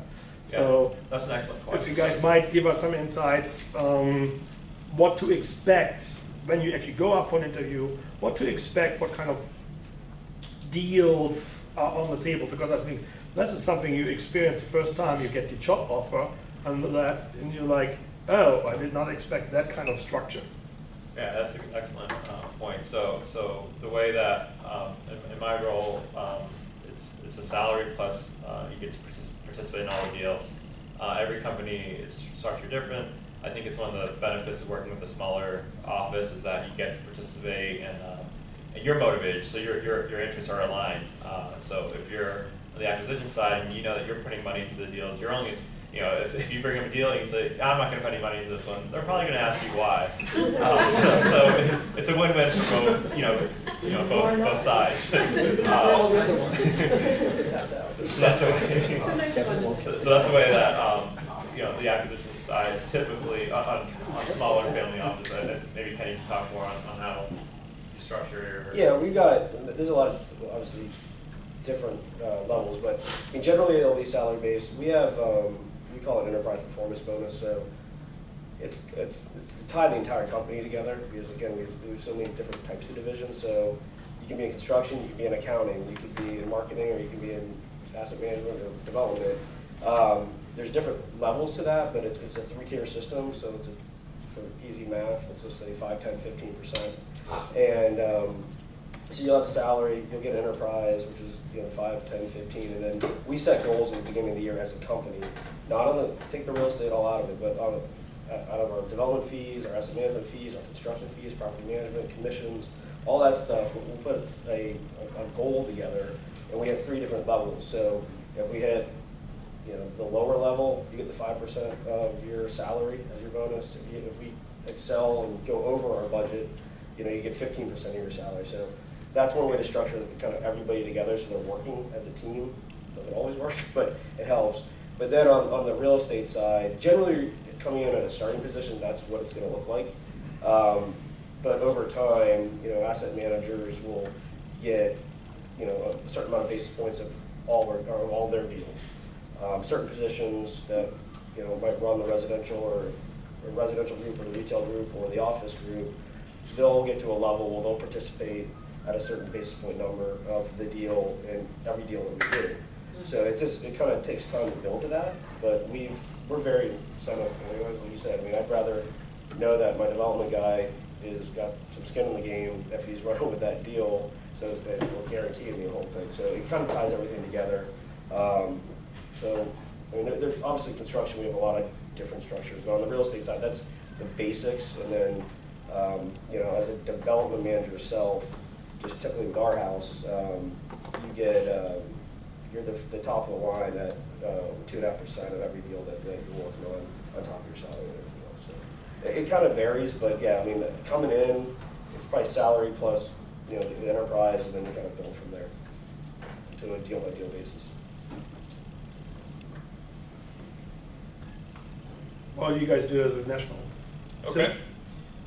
We don't do real estate investment per se, but we do have it's a base salary.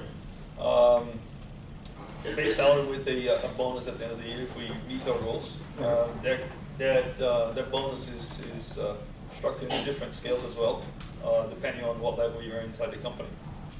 But no, we don't have the low base, high commission kind of structure that you refer to. Now I can tell you that that is I've seen that before, and it seems to be a tendency from what I've gathered in the development industry, because a lot of the development appears to be a lot of how can I say, there's a lot of speculative work going on, and in order for you to bring in a team to help you support that initial project, you have to cut your expenses, so you have to manage in a way that allows you to afford that team to get it off the ground. Eventually the payout is at the end, but everybody works differently, as Glenn said. And that's another thing to remember too. I mean, depending on what kind of development you're doing, I mean, it could be a retail deal that you might get your bonus in 16 months, or it could be an office project that it's going to be 4 years from you ever see your bonus. Right. Residential, we've had to hire people. We've had to structure that differently, where we have, you know, top out bonuses, and so at least they're getting something along the way. Because some of these properties take a long time, so you almost have to incentivize a little differently. And then just kind of going back, because you're talking about just commission based, but on our brokerage side, when we have kind of across the board, our retail is salary based, and then there's a percentage of the commissions they get in, just because retail deals are so small, they have to do 100 deals to make what maybe an office broker might do in 6 months. And then most of our office brokers are all commission based, so they're contractors for us underneath our license. So this kind of depends. I know that Glenn needs to leave at some point around now. 10 more minutes. Yeah. I warned you guys that I will ask you about the critical turning points and moments in your career. That, like, hey, you went to a certain moment, you hit the wall, or a positive experience. I would like to invite you to give maybe a positive and a negative on your career path, on what you learned out of that. I guess I'll start. So I think one of the critical moments, I would say my first real job in real estate, which was on the when I worked on the appraisal side. I had an amazing mentor. Probably didn't appreciate it at the time. He was an older, tough gentleman, but he always pushed me to the next level, and he was one of those people where behind closed doors he would, you know, yell at you, scream at you, but always introduced me to you know, amazing people, and would speak the highest, you know, speak about you like as if you were like the best thing ever. That's funny. Yesterday at the office, you were saying that, but you know, and again, I was fresh out of undergrad, and it was eye-opening for me, and it you know, you have to kind of get thicker skin at that point, and you know, you go through this learning curve of not just on the real estate side, but dealing with that part of it, you know, the personalities, and but he definitely you know, always pushed me to that next level, and was looking at my best interest, which is another thing when looking at you know, potential jobs and whatnot. You know, you want to align yourself with a company that's looking out for you as well, not just you know, what can I get out of you kind of mentality. And I can honestly say he didn't have that kind of mentality, and he wanted to see my growth, and would push me to talk to clients where I felt timid and scared. Oh, I don't know them, or there's a big deal.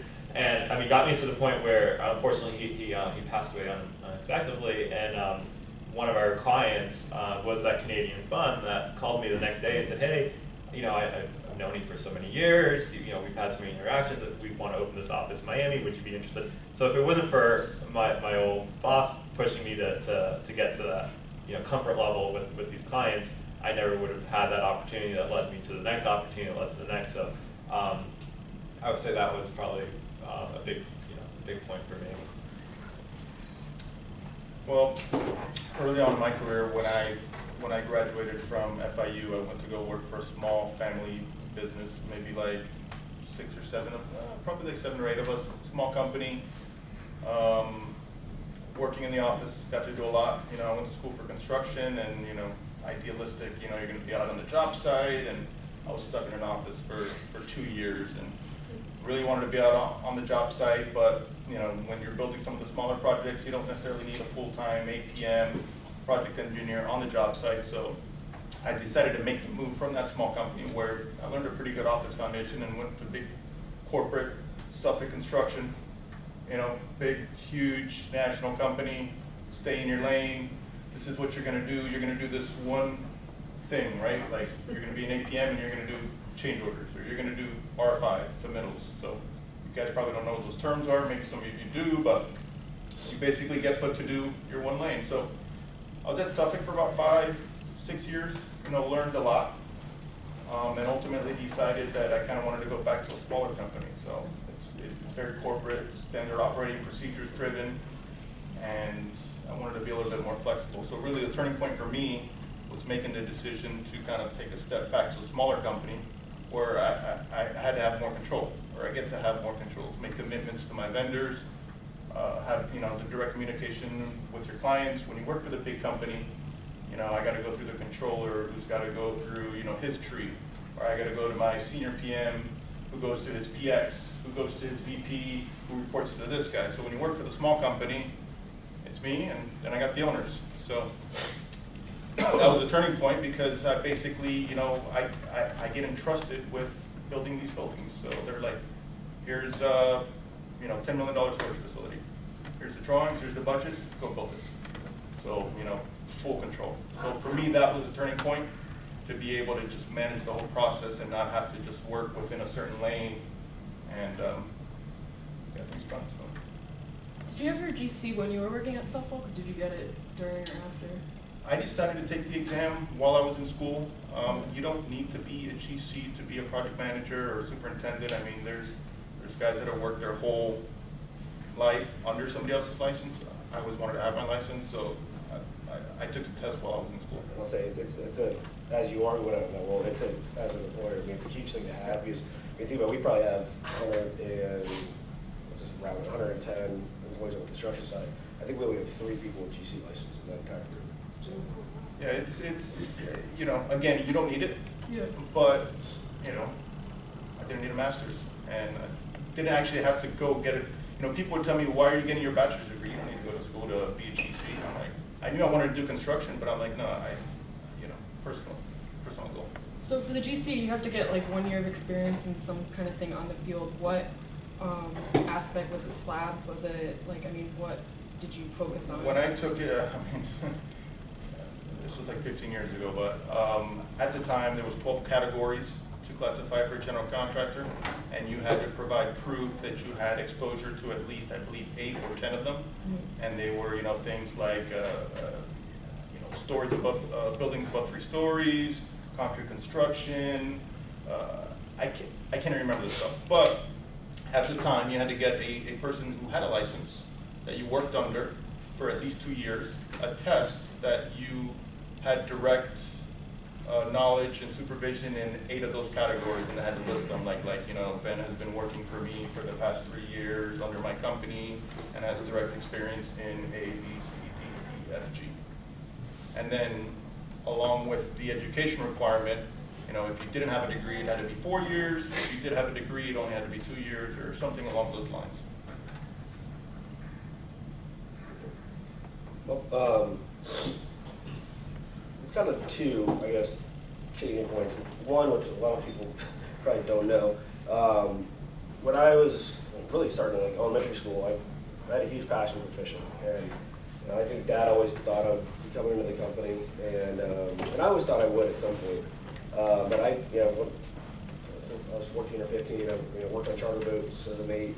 I was pretty good at it, and was fortunate to get invited to fish a lot of the big tournaments in Bahamas all through high school.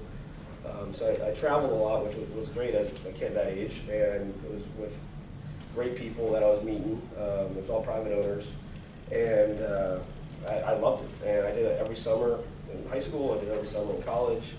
And once I graduated from Elon up in North Carolina, I think it was a natural path that my sisters and my dad and everybody thought was I was coming right back to the company. And I didn't do that. I took a job with a really good buddy of mine that was one of the best captains in the world. Traveling around, I fished with him in Ascension Island, Brazil, Panama, all through the Caribbean, St. Thomas. It was great. We had a great owner that was based out of Texas, and very well-off whale guy, and just loved to be out there. And I loved it, and it was probably, I think it was like 2005, and you know, end of 2004, maybe 2005, and they were getting ready. The owner he's always wanted to do a Pacific trip, so we were going to leave from Panama, go to New Zealand, Australia, Fiji. It was a 2-year trip all through that, which had been my dream trip since I was probably 10 years old. Everybody's dream trip, right? So I remember him. I remember the phone call. He's like, "Listen, I'm going to offer this to you because I know you always wanted to do it." But it was right there at the beginning of 2005, and he goes, "Listen, do you want to work on a boat the rest of your life, or one day do you want to actually have your own operation?" And he goes, "You've got such a great opportunity to go back and work with your dad," because this was 2005 and everything was going great. And at that time, you know, probably he was talking about retiring in 2008 or 2009. You know, get a couple more years out of that run before the recession. So I remember hanging up the phone and making the decision. Said, "All right, I'm going to go back and go back to the company."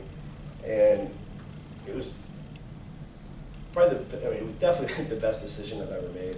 But it was a big turning point mentally too, because for not just myself, but my dad and everybody else, it kind of showed that commitment coming back. And it probably took 5, 6, 7 years for him to really believe that I was completely back. But it was an unbelievable experience, and I'm so glad I did, because obviously everything that's happened. And I got 10 really good years in with him, a couple of shitty years in 2008, 2009, 10, which, again, I think I'm extremely fortunate to be in my late 20s in a management position, dealing with somewhat of a recession that we had, and just understanding just how fat we had gotten within the company, just different things that we had done that when everything's great, you just don't even look at it. And it was a great experience, and my dad and I had a great run prior to him getting sick, and thankfully we had made that transition. He was going to go retire about 5 years ago. We'd been working on the succession plan for about 8 years, and obviously when he got sick, it changed everything a little bit more. But it was a lot to get to where we got to, but that was probably the biggest thing. I think I'd ultimately have come back at some point, but I definitely wouldn't have had the years of experience with him and the leadership team. It's not just him passing away, but Doug Egan, who was our president for 38 years, he retired 3 years ago. Steve Ballmer, I mentioned, had been with us for 40 years. He retired this year. So a lot of that, the old guard that had been with us for so long, with so much institutional knowledge, I wouldn't have had that as many years with them to learn kind of really what the culture and what the organization is about, other than just real estate. So that was probably my biggest turning point. Just a quick question about what you were just talking about, the downturn and the recession and whatnot. Did the company slim down that much after that? Or? We did. We had never had layoffs ever. I wouldn't say we had layoffs, but we did slim down. We a lot of it was basic expenses, not personnel, but organizational giving, charitable giving to a certain extent. We did probably let go about 60 employees, but a lot of that was in the construction side. Most of that was all construction for the most part. Some property management as well, as we lost some contracts. But the construction industry is cyclical like that, where if you have the volume and you've got the employees. We carried a lot through it. I will say, because of the diversity of the company, construction also kept us alive for a good part of that, because the backlog probably ran 16, 18 months prior, or longer than we had any development fees coming in, so we were able to use those fees to carry a lot of the employees on the real estate side, where I think a lot of organizations would have had to let go of a lot of employees, but it positioned us in a really great way where we were able to get 2 deals done during the recession, simply because we had the right people in place. I mean, it wasn't straight up. We were in the red for a couple of years as an organization. But thankfully, we came out of it with a great pipeline ready to go when everybody else was still trying to hire back up to get to that point. So it gives us the ability to kind of carry some of those expenses because of the other fees that we generate. That's funny.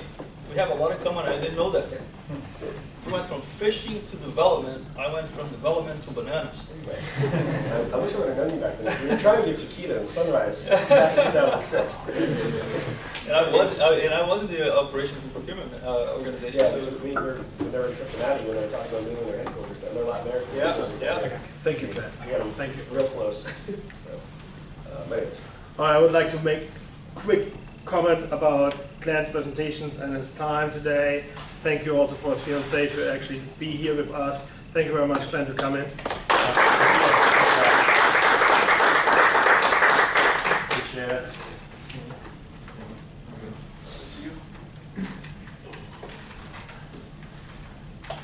So, can I tell you about my turning point? Yeah. It's all about bananas. My turning point was, how many of you guys actually have ever started a company of your own? Okay. Have you actually lived off of your company? Awesome. That's good.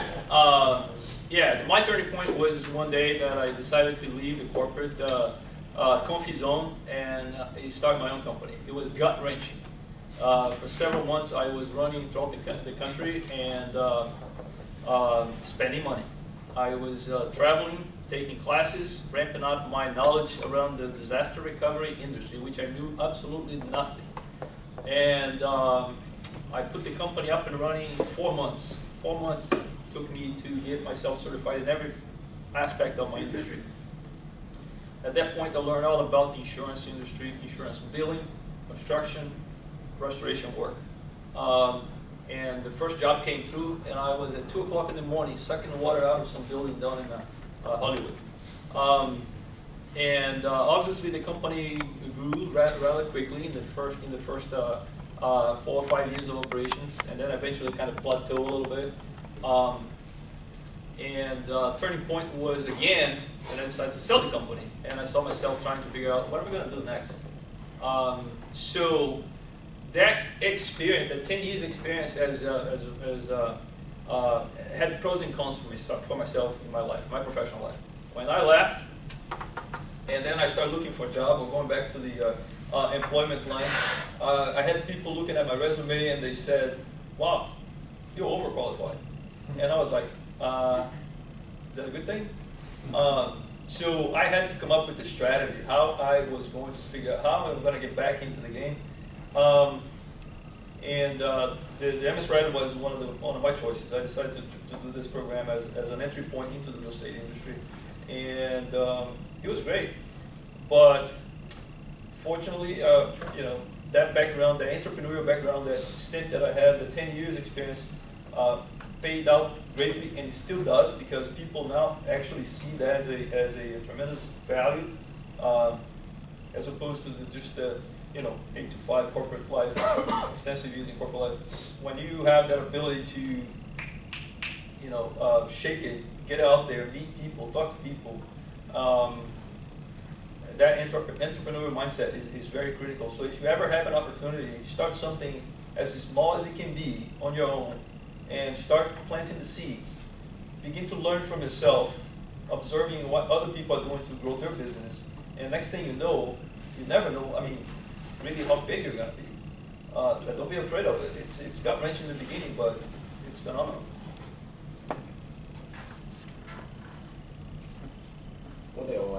comment I made.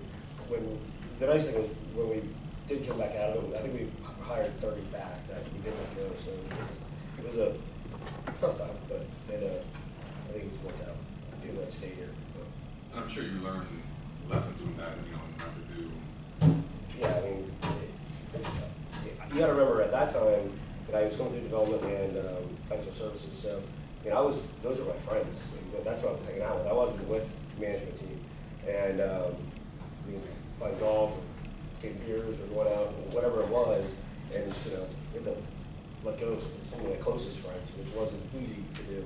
I think we've been able to bring some back, but when some of this went on, you know, it was a great separation, you know, and then they've gone into great things. But yeah, it was definitely a position I don't think we ever want to be put back in. And I think there's little things that we've done over the years, is controlling costs, that hopefully would not don't allow us to not have to get in that position again. Where would you start if you have a chance now to do it all over? I try to combine this with a question about what type of company would you start with, size and type? Big one, small family, niche product? Are you talking to me or? Yeah. All of you guys. Well, I would start small. I would start with a partner. Not like what I did. I started on my own. And it was very difficult to get somebody that understood anything about that business and had the passion that I had for that kind of business. And that is one of the reasons why I'm back into the business. It's because my passion for the business.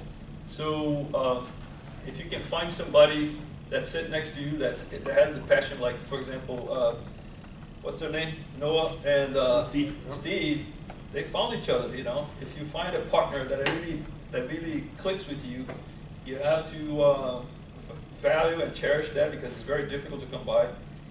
And then get out there and raise capital, raise money like hell. You know, try to find somebody else monies that can help you diversify, hire, put the infrastructure in place, and the business is out there. I mean, we live in a metropolitan zone. We have millions of people here. There's business for everyone. All you got to do is have the mindset of an entrepreneur. You know, you got to go get it, and then you know, like in development, in the same way that you're going to be required to put a little bit of seed money on your development projects, you could do the same thing for any business of any kind. You start off with your portion of your equity. Whether you take the equity out of your house or your car, whatever, your family, friends, you go out and search for capital that can help you take that company out of the ground. You don't need to do it all by yourself. So if I would do it again, that's what I would do, because I learned from that lesson. So start your own company, but with business partners. Correct, and chase money. You know, get somebody else to. You know, there's plenty of capital out there. If you invest your portion, capital is going to come, and they know they need people. They need, you know, it's just people don't even have a place to put money in. So you can give them an opportunity to show them, to demonstrate that the level of profitability they'll get. You know, as long as they get their 7%, 10% preferred, they're happy. All you got to do is deliver on the rest. I don't know that there's a right answer. I mean, a lot of you are going to be faced with the decision. You know, you might have a couple of suitors that want you to go work for them. Maybe, you know, Ken wants you to go work for his company, and, you know, he's a bigger company, corporate company. You might have the opportunity to work for a smaller company, small mom and pop shop. You know, there's not a right answer. Some of you may make the decision you want to go work for the bigger company with more established standard operating procedures. You want to kind of get guided into that. That's a good thing about working for a big company who's been around for a lot of different, you know, for many years. They have their procedures, they've got their protocols. They're gonna, they're gonna guide you. You know, like Kenny said, you know, some guys it takes 14 months, 16 months. You know, they're gonna guide you in the direction that they want you to go, and you're gonna learn a lot. When you work for a smaller company, those set of controls and procedures aren't necessarily established. So it's going to be more free-flowing. Some of you may be better suited for that type of environment. Some of you may be better suited for the more guidance environment. So it's really a personal decision, and which path you guys want to take. They're both right. Nothing's wrong, right? Once you make your decision, you live with your decisions, and you tackle the challenges. That's what we do every day, solve problems. We can do the best job that we can trying to plan a project, and that's great, but every day there's a set of problems. And the planning helps us dedicate more time to solving those little problems, but we've done our job, our due diligence, and I understand you guys went to a construction site today, right? What On campus. what is it? The dorms. Dorms? Yeah. How big is it? What what are they doing now? Are they doing finishes? Are they doing structure? Interior finish out. When are they supposed to turn it over? August. Is it on schedule? Yeah. Okay, good. Who's the contractor? These guys? What is it, REMI or something? Juno is the construction, and Rice is farming.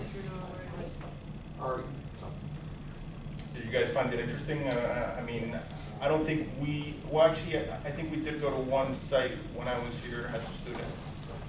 It was an office park here off of 595 and I Oh, that's Greg Perry's warehousing office space. Yeah. Beautiful little 3,500 square foot unit office space, and then a warehousing bay in the background. And it's 12th Street, and it's still Sunrise, but it's like literally on the 595, 75 corner. If you go in that warehousing, yeah. I torture them with field trips in different classes, so they are now well forged in terms of dehydration and sunburns. We've done Styles, Residents of Las Olas 2 weeks ago. Yeah. We did Harry Posen's current project out in Chapel Grove, Pembroke Pines, boutique niche townhomes. Is he still doing that, or is he done? He's doing a new one. There's no power. He's back in there. And he's sold out already. And he's moving back into single family. That's going to be interesting how that works out. And then next Saturday, what we're doing is we volunteer in the morning. That's an offer for any of the students in the program. Volunteer for Habitat for Broward County and the Pompano Beach side, the Ricky Case side they do. And in the afternoon, and in the afternoon we're doing our mini field trip there with the general contractor and super. So yeah, they get around. They hate it. It's sweaty, it's dirty, it's dusty. It's nothing better than the smell of fresh concrete. Yeah, it's we're here learning about development and real estate development, and there's a lot of risk involved. That's all these guys do is manage risk, and plan for it. And a big part of that risk is when you turn it over to your GC to build it. I mean, we have to guarantee the budget. Depending on contracts and stuff, but we're guaranteeing the budget, the schedule, and the quality. And those are all very dynamic. And Kenny mentioned before about opposing views, like our development managers, and these guys, and that's all we deal with is different subcontractors who have their own agendas. Owners have their own agendas, GCs have their own agendas, but it's our job to collaborate, identify problems, come up with solutions, and implement them. So.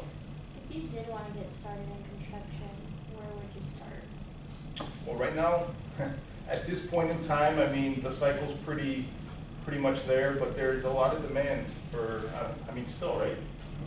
A ton of demand for construction people. So if somebody like yourself, who's green, who doesn't have much experience, what I would do is, if you wanted to work for a big company, I'd find the big players, if it's Styles, Suffolk, Coastals, Plazas, those companies, and just reach out to their HR people and say, hey, here's my resume, and show that you're a go-getter, and get in there. Headhunters call. I don't like headhunters, but I think it shows a lot more motivation when somebody kind of reaches out to you and says, hey, I found your information, I saw your website, I like what you guys do, I'd like to meet. Those headhunters charge a lot of money, and then you're like, well, why is this person looking for a job through this headhunter? And but whatever. Just find the opportunities, kind of like Glenn was talking about acquisition. Find your target, and then reach out to them, push, try to get in there. without experience, that's okay? You know, when we're hiring entry-level people, there's not a lot of experience there. So it's not necessarily about the experience, it's about the attitude and what we see we can kind of, if we have the right person, we know we can mentor them and push them in that direction. So, you know, as long as there's some basic skill sets there, you know, we can work with that. It always depends on what you're looking for and what type of position. But yeah, you might not have an issue. I would learn how to, you know, maybe read some plans just so that you have an idea of how to look at plans. And if you can do that, and I have a question, Mr. Charles. What are some of the tax advantages of having a construction arm alongside a development company? There really isn't. Because everything that we do on the real estate side is a separate LLC, so it's all outside the company. So there really isn't any tax advantages. We look at, obviously on sales and like that on the real estate side, there's different things you can do. Everybody's still trying to figure out the new tax law anyways. So, you know, I decided like 50, you know, changes to our tax. But the company completely acts as its own corporation, and the real estate's all outside of it. I mean, it's more for protection to keep the companies intact, and then we do have different owners of all the real estate deals, so we kind of separate them. So I have a question in terms of how you guys structured the residents of Los Olas. So what made you guys decide to do it as a rental community as opposed to condominiums? Was there something in particular? the easy answer is we get started. The financing? Yeah, okay. financing. But yeah, they're just. First of all, we've never designed it that way. It's way too big of a building to be a condo with that many units, I think. But what we found, we've done a few condo deals that were successful. But the last one we did, I think, was 2001 on the development side. The pre-sales just take forever. We did a condo deal in Nashville that we delivered probably like 6 years ago. But that started as a rental, and we actually converted halfway through just because Nashville was booming and there was no new condo product. There hasn't been any proof yet, I think, related to building Icon that's selling now. The number they're getting, I think they're going to be, it's almost got to be a converter to be paying what they're getting. So there hasn't been any real comps at this point to justify a condo sale and to get those pre-sales. I mean, you look at Coulter next door to that building, which is a beautiful building. It's going to be unbelievable condos. It's going to have great amenities with the restaurants and hotel. And they're still, I think, like 40 or 50% pre-sold. Thankfully, Bobby Julian's got more money than God, and he can do that cash if he wanted to. So we just have never wanted to do it. And then the other side of that is just the risk profile, not on even the ownership side, but we don't even like to build condos on the GC side that often because there's the statute of limitations for 10 years that you know when you turn a condo building over, once the HOA takes it over, you're getting sued for something. Yeah. So you always keep the reserve in there, and it's just our mentality. We'll do condos on the construction side for very good clients that we know.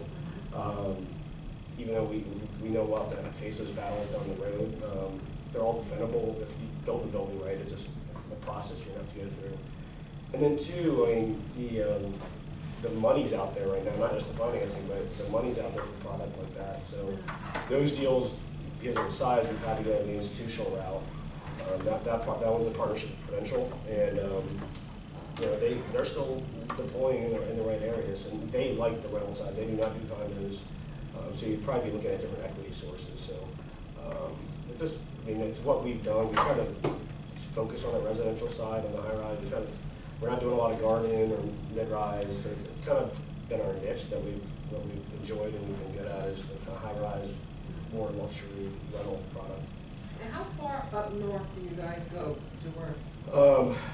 In the Northeast? Yeah, two answers to that is on the development ownership side, Nashville, North and South Carolina, and Florida for the most part. On the operations, the company side, just Florida. We haven't brought anything out of state yet.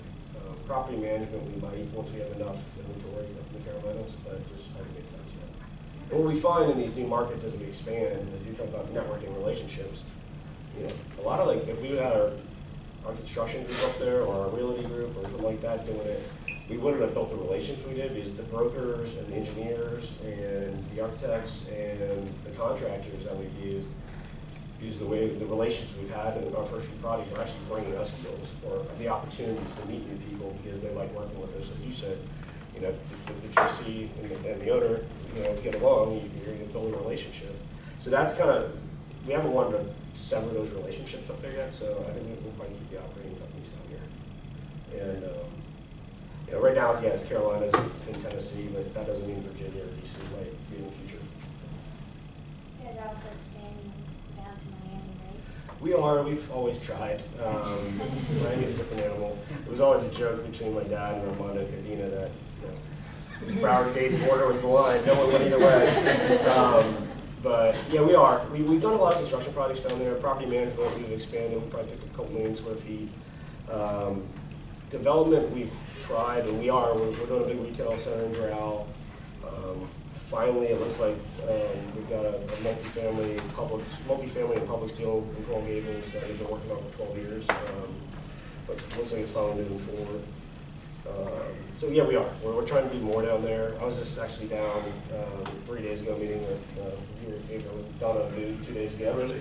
And just trying to work on some synergies to get more exposure down there. Because the Publix you mentioned in Coral Gables, is that the Publix tower they had in the South Florida Business Journal just this edition? Recently, yeah, we just submitted. So yeah, it's an existing, really old Publix that does very well right on Lejeune. So yeah, the idea is to move Publix up to the front on Lejeune, do parking above for Publix and the residential, and a tower in the back.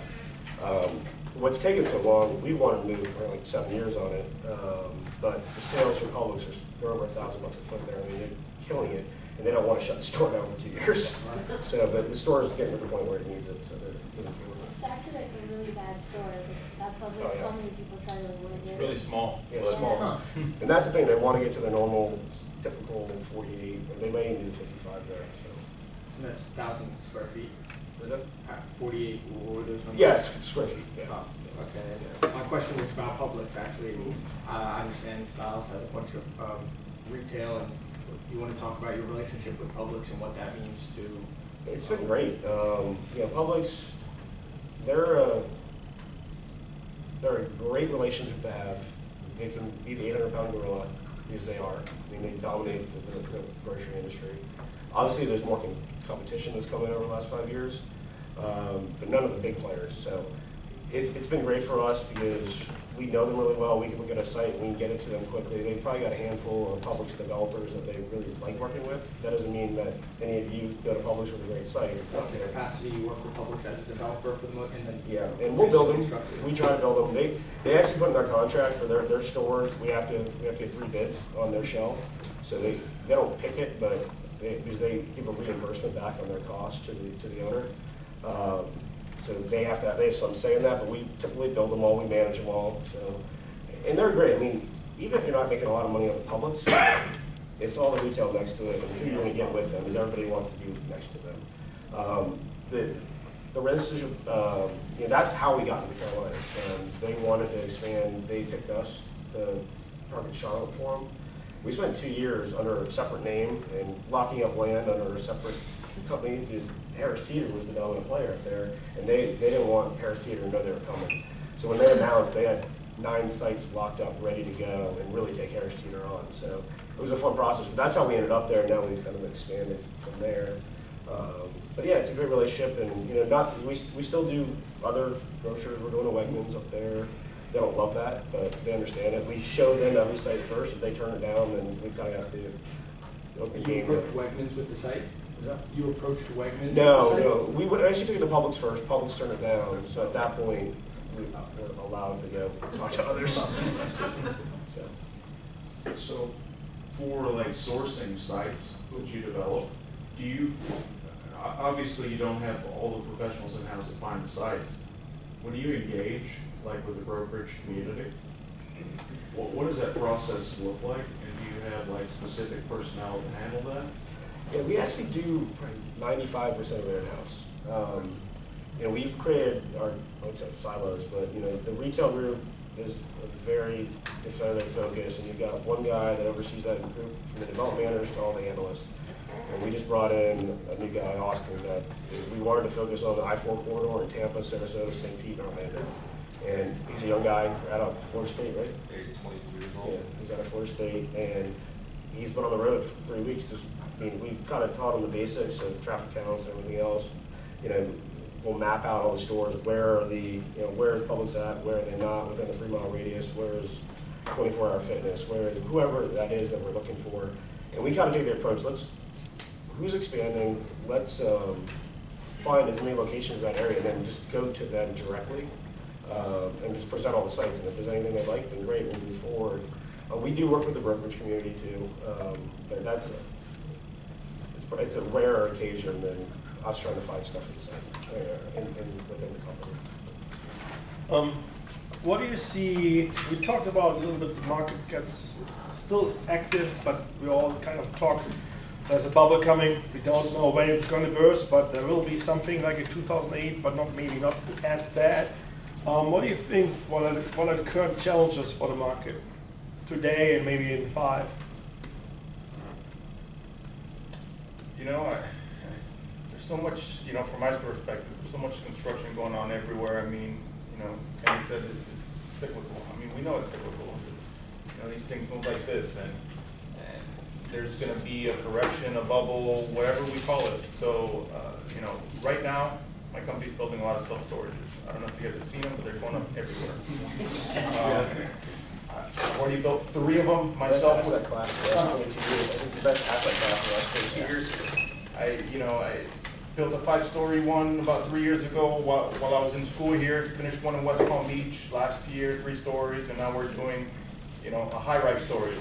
Well, it's 8 stories, but it's considered a high-rise because of the height. So now, you know, I start thinking in my mind, man, does it really justify all this additional cost that you have to spend in this because it's considered a high-rise?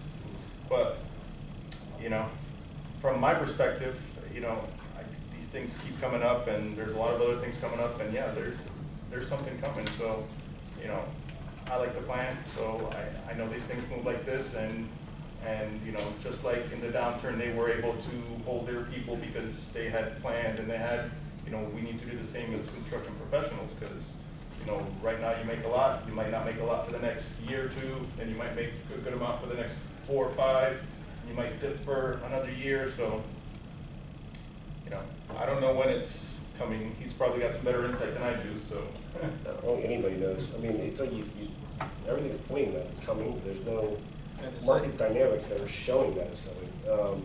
And I think you're seeing it from the capital side. And you're not seeing the big influx of capital coming into kind of the commodity multifamily wrap deal that was getting built everywhere. I think we're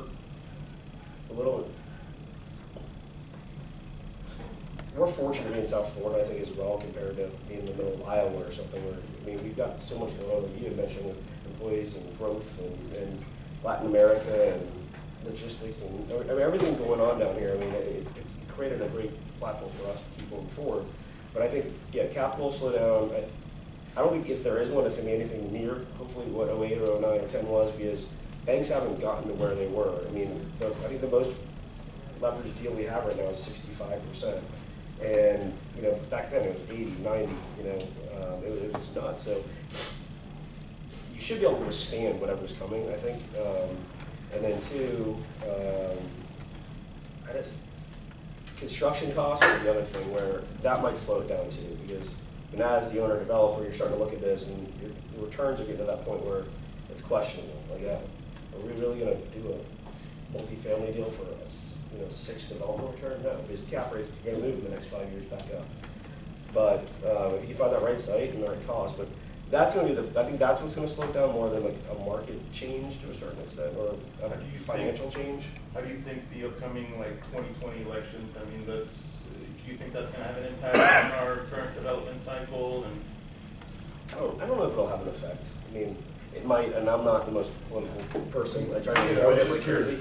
I don't know. I don't know. We'll see. I mean, I think take that election out. I think there's more political winds going on, just locally for anti-development to a certain extent in different areas of Fort Lauderdale, Miami, or Coral Gables, or wherever else. Just I think there's been so much going on that you're starting to see people starting to bitch about infrastructure and everything else, which is perfectly fine. I mean, we've got to make everything better. So that might slow some stuff down.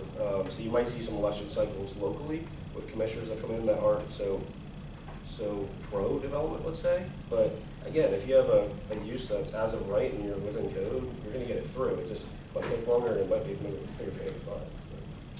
I think, like you said, the problem is really finding those deals where the cost is feasible from a land point of view. But it's so hard to find land right now at the right price point that sometimes make investments such as you said, multifamily just not feasible because of the entry points. But to go back to what you said about storage, I did a development project while I was at Davidson that looked at a 50-acre property, and within that 50-acre, we are going to put, one of the components was a mixed-use project. One of the components was a self-storage. So self-storage, if you look at the trends, in the last, I'd say probably 4 or 5 years, the amount of self-storage building here in Florida has been tremendous. And if you compare self-storage with the regular industrial, you're looking at $5, $6, $7 per square foot rental per year on industrial storage, as opposed to $12, $13, $14, $15 per square foot on self-storage. So that's why there's been this rush of people going after the self-storage, because it's highly profitable. For the everyday individual that rents these spaces, they don't think they're paying too much because they're paying a small, a small monthly fee for a little space where they can store their stuff. But in reality, they're making these guys rich because they're, billing, they're billing $12 to $15 per square foot of self-storage. There's already talks around the market that says that self-storage may begin to correct itself because of the supply. Supply is getting up there. So. Yeah, these facilities, I mean, we're building them for $85 a square foot construction cost, and these guys are renting them for how much did you say? $12 to $16 per square foot per year. And then the operations for one of these places is a little small office with 2 people and a couple of AC units throughout and some LED lights that don't really draw up a lot. So you start adding that up into your pro forma. There's not a big monthly expense on infrastructure, and they're money makers. So. They require no parking. You just build them out too. It's like they get past the parking requirements. 500 square feet office. Which brings me to the follow-up question. I scored like 5 or 6, and the rest is the student's game. So we talk about challenges in the market. Maybe you turn down. You started with self-storage. What do you think is the next hot product in the market? Is it going to be an alteration of rental apartments or condos, or in different scale size? We had this morning a really wonderful presentation about healthy buildings as a new-ish concept to come in and actually make the building more healthy as a lifestyle. So it would be interesting. We know that Broward County, MDC, they're done with land. We're talking about the warehouse or industrial site. There's nothing there beyond 10 acres. 5 is, I think, the most common size right now, or below. So what is kind of, in your perspective, what is kind of the future product? Do we have to alternate a few things, or is there something completely new you have been checking out? I think down here, industrial is going to keep blowing up. It's an impossible sector to get into because all the large players that are in it. So we used to do industrial, we haven't dabbled with it. We do have a kind of a sister construction company that builds a lot for Flagler.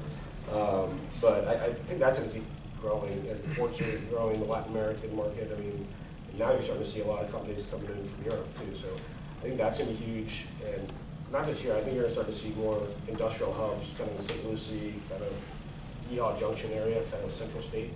But going to like what we do, I mean, I don't know if there's going to be a product change, but I think the way you look at it, I think amenitizing what we're seeing, like an office building 15 years ago, we wouldn't even think about amenitizing like we are today. I mean, we're really looking at the experience we've got from the high-end residential and how we put that in the office building, because, you know, employees don't want to sit in their cubicle. I mean, it's changed with open workstations. There's not as much privacy. So how do you provide, you know, a great experience for that employee that longer that means their owner wants to be in that building, and they're, you know, it kind of creates that happy environment. But yeah, LEED certified, which, you know, we've been doing for years. But, you know, in the offices, you're looking at club rooms and conference rooms, so companies don't have to build such large conference rooms in theirs and save on square footage. We're doing like fire pits and little entertaining areas. We've got a pretty large gym in this new one. How do you amenitize the retail to supplement the building with, you know, haircuts or food types or dry cleaners or whatever else to make it a better experience? I think you're going to start to see that and how people are using buildings change more than just being an asset that you go to every day.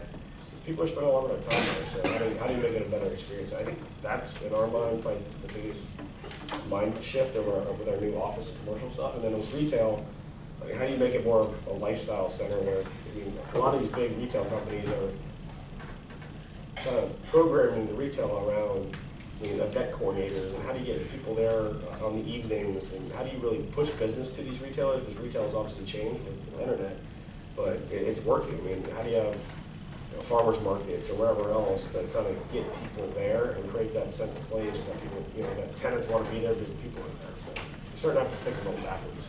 So you guys, sorry, go ahead. Do you think we're gonna see more like Doral City type of City settings? place. Yeah. You're going to have to out here. I mean, land's so expensive that there's only one way to redevelop it. It's either go up or more dense. So, but I mean, I think, yeah, you did a great job there. I mean, I think having a school there, having a grocery store, I mean, technically if you live there, you really don't have to leave. So, I mean, and that's going to help traffic. That's going to help infrastructure. So the more of that we can do, and if it's laid out right and it works, you know, it's safe. It's, you know, like you said, it's convenient, and as long as it's got the right feel for that person, I think you're going to have to see more of it. Every city is going through that same cycle right now. Everybody wants to become the next walkable city where you can live and play and do everything without a car. If you Google community redevelopment agencies, CRAs, and you're going to find one in Delray Beach doing the same thing. You're going to find one in Pompano Beach doing the same thing. Down in Miami's doing the same thing. Campbell's doing the same thing. Everybody wants to attract the capital to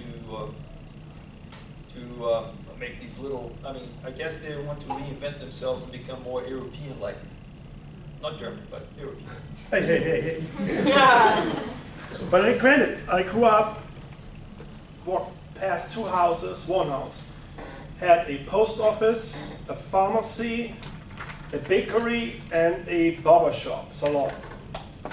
And the first floor, and about 15 condo-ish apartment units on top of that. That was one of the very first mixed-use houses, home concepts in my little village, which is now like 6,000 people. But it could be considered suburb of the next bigger cell, which is now 70,000. In Germany, we deal with different numbers, not with millions necessarily. And they went through different cycles. Yeah, but Saturday morning is the example I do in the land use class all the time. Saturday morning, this is where you see if a neighborhood is vibrant and organically grown. Even the constructed mixed-use stuff. I ran from the house to the bakery, got fresh rolls and pretzels. That's a German thing. And we literally had breakfast there on Saturday mornings like this. The little town I used to work for in Delaware had kind of the same philosophy. Well, it was not the bakery, but it was like a coffee shop, a mom and pop coffee shop.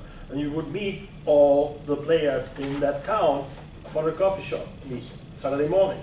So the best way to do city management would be you are actually swinging by at 10 o'clock in the morning and have a cup of coffee. If you look and hear about networking here, what are the best opportunities for your networking? You got to have a 7:30 a.m. breakfast with someone. How do you meet your mentors? Well, you got to have a breakfast or lunch with them. So that networking aside, you will see again, I think, by design, these mixed-use developments pushing more, like you said, amenities. But the big trouble I will see is if it's not done right, people don't feel it's right, and therefore then it will not be successful. It was interesting to hear that you actually presented as an example that they're actually running an event planner to push those retail sites and the activities in these developments. Yeah, but on the flip side of it too, we go back to the cost issue. I mean, it's very complicated to do. So I mean, they're going to be moving forward. They're going to have to be, but I mean, dealing with retail under residential and smells, noise. I mean, there's a lot of things that go into the planning, and if it's done wrong, it's not the work. It's expensive as can be to do. So you got to figure out, does it make sense? And you know, and then on the capital side, a lot of these capital plays. That was one of our biggest concerns with the main project downtown, because you have the office, the residential, and then you have the Publix, the greenwise. Most of these office guys only want to do office. Most of the retail equity only want to do retail. Most of the residential only want to do residential. So when you get into this mixed use, we've got a big project in Nashville, and we're kind of going through this exercise right now. Yeah, how do you marry that capital together too, that all that works? Because they don't all have the same return metrics, and they don't all play well together at times. So we were fortunate, and we've got one group out of San Francisco that wanted to do both. So it made it very clear. We gave up, probably, when we were talking about the front end negotiation, we probably gave up a little bit to get that done, but there's the simplicity, and probably the legal documents and the legal costs we would have to go through probably made up for that. But that's just another aspect of that, because it is, you have to redesign how you do the building because of it. Have you found that, like, I mean, because everybody just about is starting to go after mixed use. Have you found that most of the equity is more private in that aspect? Like, are a lot of the finance banks kind of trying to still figure that out? We're finding, like in Nashville, I mean, it's all the large players, but yeah, the JP Morgans, Shorenstein, Rockefeller Group, I mean, somewhat big family. I mean, they're large institutions now, but they're all really interested in looking at it. Again, because I don't say it's slowed down, but they've got allocations that they need to get out every year. So it's almost, like you said, there's capital out there for the right company or the right person or right deal. I mean, they've got mandates to get the money out, and they don't have as much ability to. There's not as much product being built in certain markets or certain product types that they want to do. So it's marrying those two together. But yeah, you're seeing, like, a lot of the things that we'll do is, say it's a large deal like that, we have to bring 150 million of equity from an institution. We still have a pretty damn big co-invest. On our side, it's 5 or 10% of that. So what we'll try to do is bring in our friends and family to kind of do that side of it with us. Just because, I mean, we don't want to have that much exposure out in all these deals. A couple of speakers that have come in have talked to us about affordable housing. And there's obviously a need continuously growing for more affordable housing all over the United States. What are each one of you, what's your ideas regarding that? Because it's like, okay, there's a lot of, if there's a big need, then there should be some way to make money off of it besides, the need. So I don't know what ideas you guys might have regarding affordable housing. And if it's something that you want to do, how would you even get into it?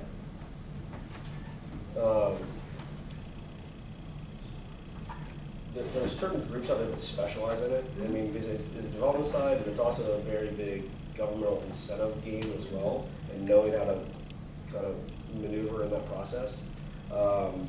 We have never really focused on, we've focused on to a certain extent. There's like, what's it, MCMs and some of like the big groups that just focus on doing that, and they're really good at it. Pinnacle. Yeah, Pinnacle is really good at it. With that said, we've, kind of looking at 5 year, where are we going to be? I mean, if there is any kind of recession, that's one sector that's always going to be there. There's always going to be a need for it. So how do we get a better understanding of it? And then where is the best place for it too? I mean, it's got to be close to transportation. I think Brightline is going to help out a lot. I mean, depending on how many stations you get, but between that and Tri-Rail, I mean, you know, if you're in that situation, you don't always have a car to get to work. So you gotta make it work for the property, and that is going to be used so they can get to where they need to get to. So I mean, it's something we're looking at. We have not focused on it. Just because there are those groups out there that have been doing it, but there is definitely, I mean, there's always going to be a need for it, and I think, you know, there's starting to be funding now to help supplement at least a Broward. I can't speak a whole lot about affordable housing, but I can tell you that my 19-year-old son, who is I guess he's a Xer, I guess, not a millennial, he's already talking about moving out and, you know, renting or buying his place, and he's already thinking about ditching his car because he pays $400 a month on insurance.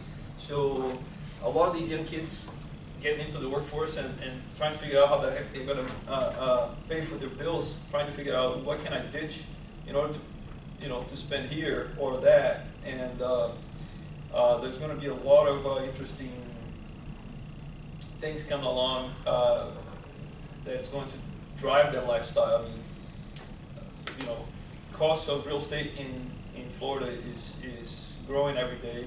We all know that we have about 1,000 people coming to Florida every day through that border. So there's no end in sight. And then the income in the state of Florida doesn't go up in the same rate of speed as the cost goes up.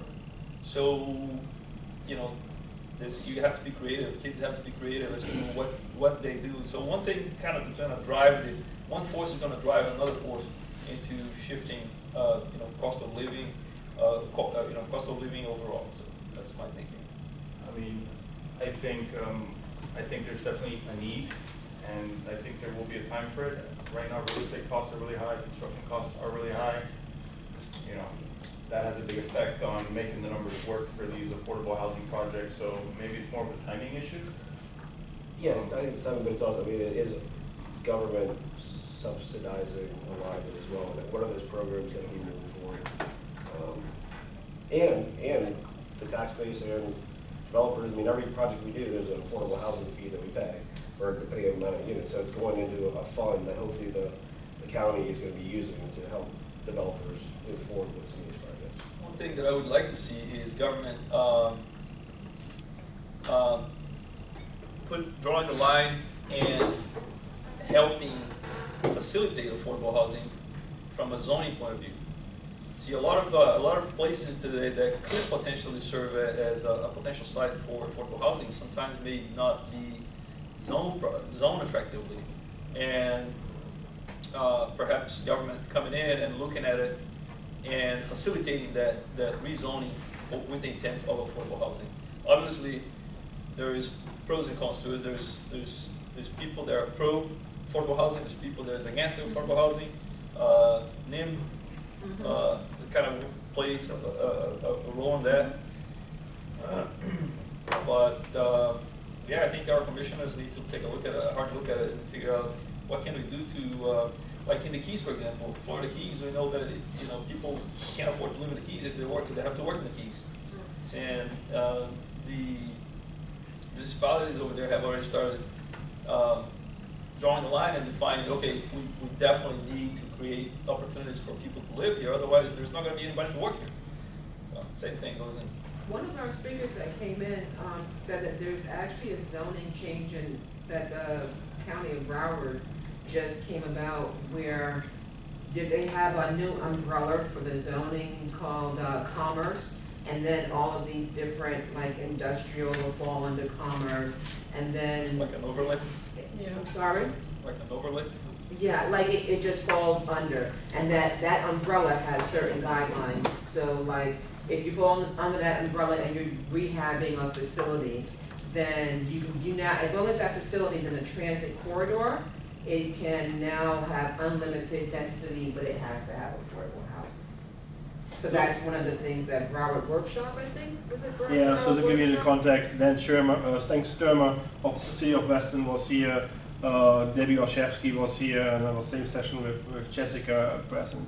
And Debbie is a wonderful, wonderful advocate for more affordable housing, homeless people, better actions to support that cause. And the affordable housing fee you just mentioned, she was explaining to the students that there is now potentially a better way to tap on that, as in that actually funding streams are there, but they're not executed.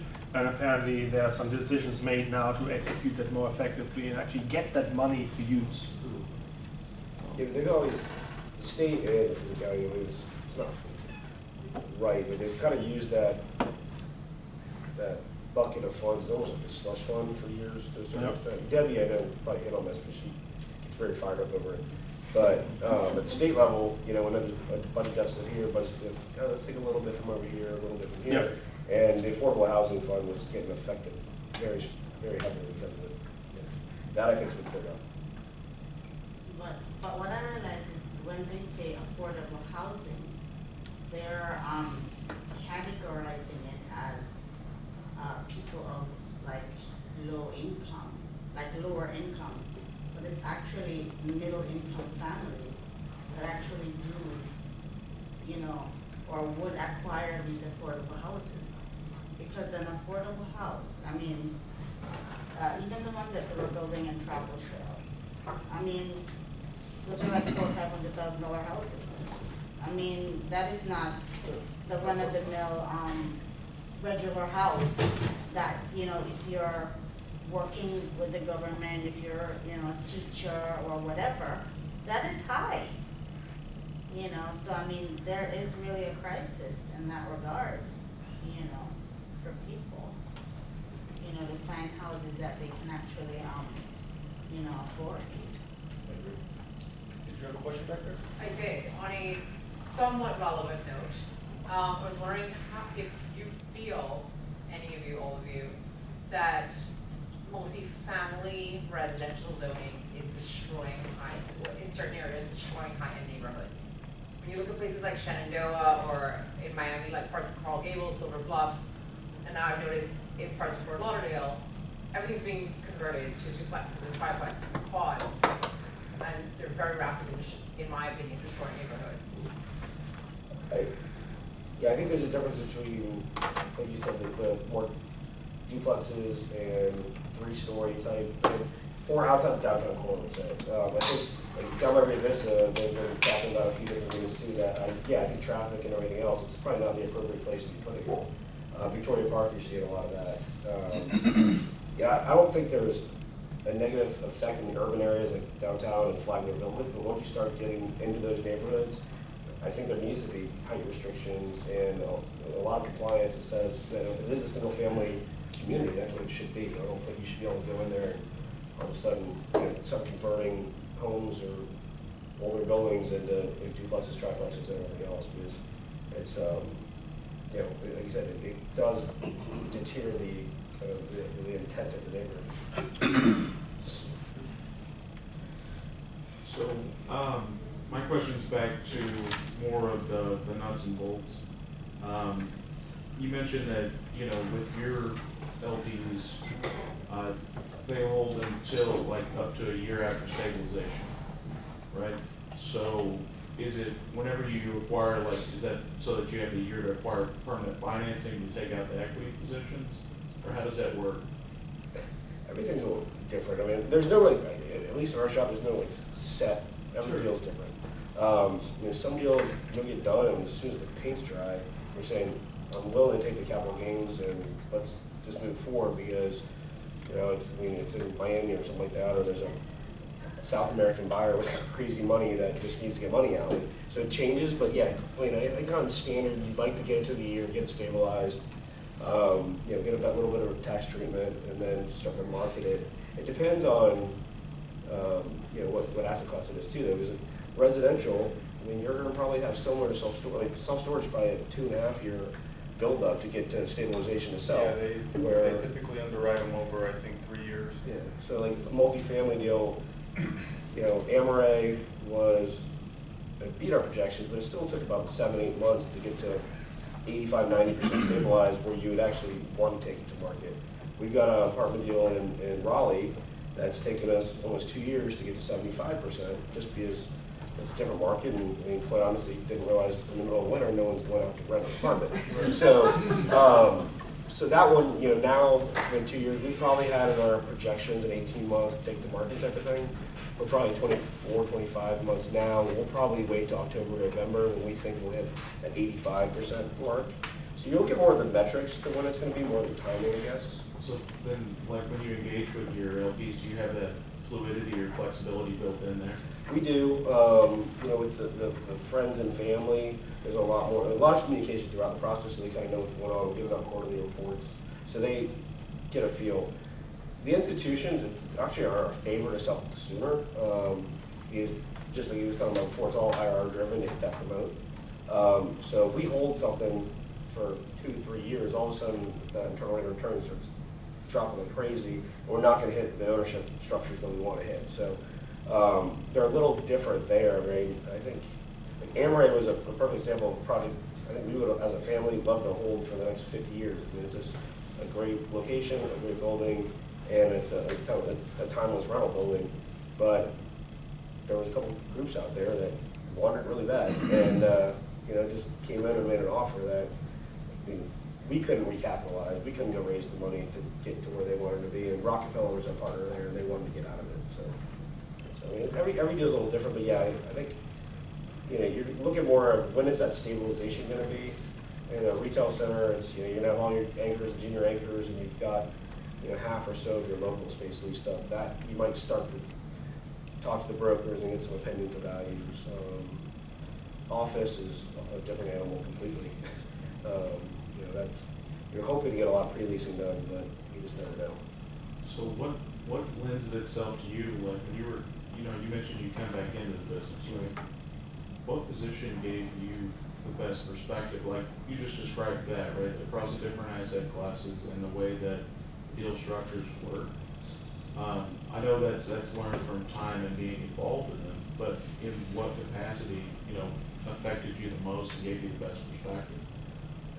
It really was time. I mean, I understand that some of the nuts and bolts of the development process, obviously being a management role for an office was great, but it was more of just years of sitting in meetings and just listening. I was fortunate as the position I was in to sit in every investment review meeting and sit in every development meeting that I wanted to sit in. But just listening to the guys or the girls and listening to all the different deals. There's a lot, like you said, 100 deals you might look at, one you might buy.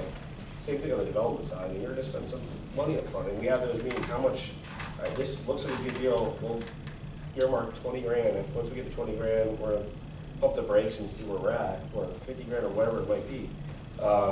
It was just being exposed to that. I mean, I still don't think, I mean, I've still got a lot to learn. And I do that every day, and it's being around people like Harry Posen whenever I can, and Tony Trello, and all the guys that you've been around. But you know, I purposely set up lunches with them as much as I can. I'm still a young guy, and they've got a lot of knowledge, and you want to get as much out of them as you can while they're still around. And that's what I do with my dad. Just ask questions, and a lot of them are going to be dumb, or don't be scared to. But it was just the exposure, I guess, more than anything else. And made a lot of mistakes, and you eventually kind of get there. So, thank you. More questions? Adam? When you're developing projects, do you consider anything about climate change or sustainability or anything like that? Not yet. What we were talking about, I'm the chair of the Museum of Discovery and Science for the last couple of years, and it's a big initiative that we're kind of pushing forward for a strategic plan. We've been, you know, talking to the University of Miami, FIU, all schools, and really trying to make a collaborative effort of not scaring people, but like being the front runner of how we fix it and get ahead of it. Especially, yeah, I mean, how vulnerable we are down exactly. there. I mean, I think, you know, we're starting to see some of the stuff they're doing with the seawalls and whatnot. But it's going to be a big discussion in the next 20 years probably. And we haven't had to do anything. We haven't designed anything differently for that yet. But I'm sure it'll come. Will start look more into green building in the city, and then try to impact more the society based, I mean, to follow on this question, to see if you guys, will you guys look into more into that, or you have? We do now, and I think the last 7 buildings we've done have all been LEED certified gold or platinum. So, and that's a, you know, construction side, that's a big part of it is, you know, how do you get to that point? So you're kind of going into that project a lot tougher to convert one that you buy to LEED than it is to build it the right way. But yeah, it's been something that we've been focusing on. Healthy buildings, like you mentioned before, that's kind of the new buzzword. And you're doing it for the right reasons, obviously. You want it to be better for the community, better for the environment, and sustainable. But you're also doing it for the, again, not all about the end game, but you're doing it for that next buyer too, because some of these institutions have, requirements in place that they can't buy anything but a LEED certified building because of that, and there's a publicity or whatever else. So you're kind of building into that market too. I mean, there's a cost to it, so you got to weigh it. I mean, you might not go platinum on every building, but you can get gold, or there's a bunch of different classifications now that are out there that are a little extreme. But we've been trying to do whatever we can. So you try to do that with everything going forward now, that everything's going to be LEED? Yeah, everything we have developed, not everything.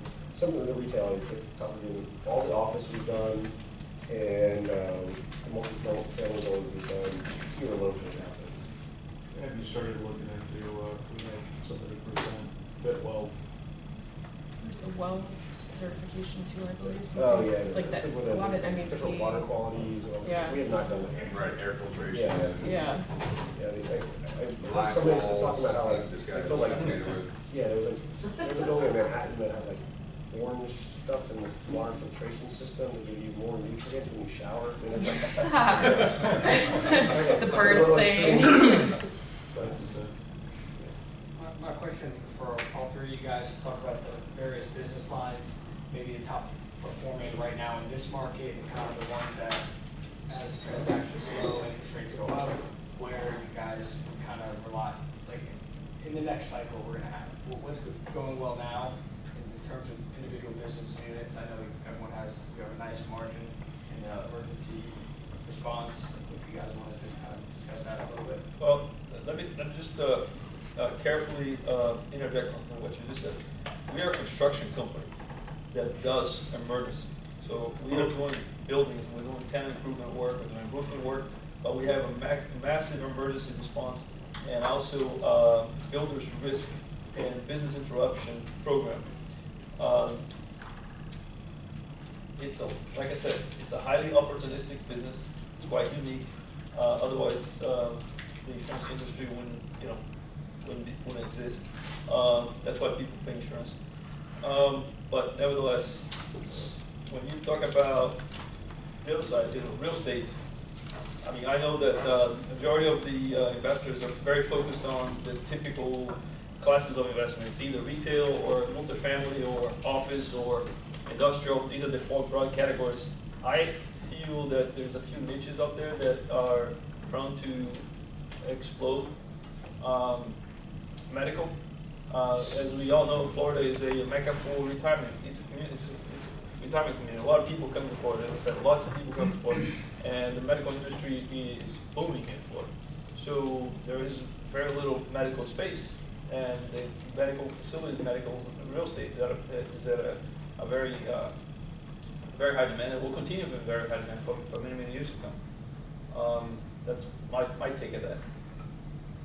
Yeah, I think the medical building is going to be great. I remember one of my best friends is one of the largest medical office developers, and we have not played that game because it is specialized. So it goes back to relationships. It's another development project, but medical is all about the relationships you have with the hospitals and the doctors, and that's all he does. So if it's something you do look into, that's where you need to focus, is with those connections between the doctors, organizations, the associations, and the hospitals, and that kind of thing. It's great because you have instant tenants. But long term. Yeah, long term instant tenants. They don't like to do it. High paying tenants. Rural areas. But I mean, retail is going to be changing. It always is. Again, being in South Florida, with the population we have, there's always going to be a need for it. I think you're going to start to see more. Industrial is probably going to be the one that keeps moving, like I mentioned earlier. And you're going to start to see different types of industrial where it's up 300,000 square foot distribution center. What are these internal urban hubs that they're going to have? Is they're trying to get deliveries out quicker. So is it a 20,000 square foot, an old junior box they're converting that's within a 5-mile radius of all the neighborhoods that you get to? So I think you're going to start to see how the logistics and industrial change. Office is changing too. Like I said, trying to look at the amenitizing of products or properties and buildings?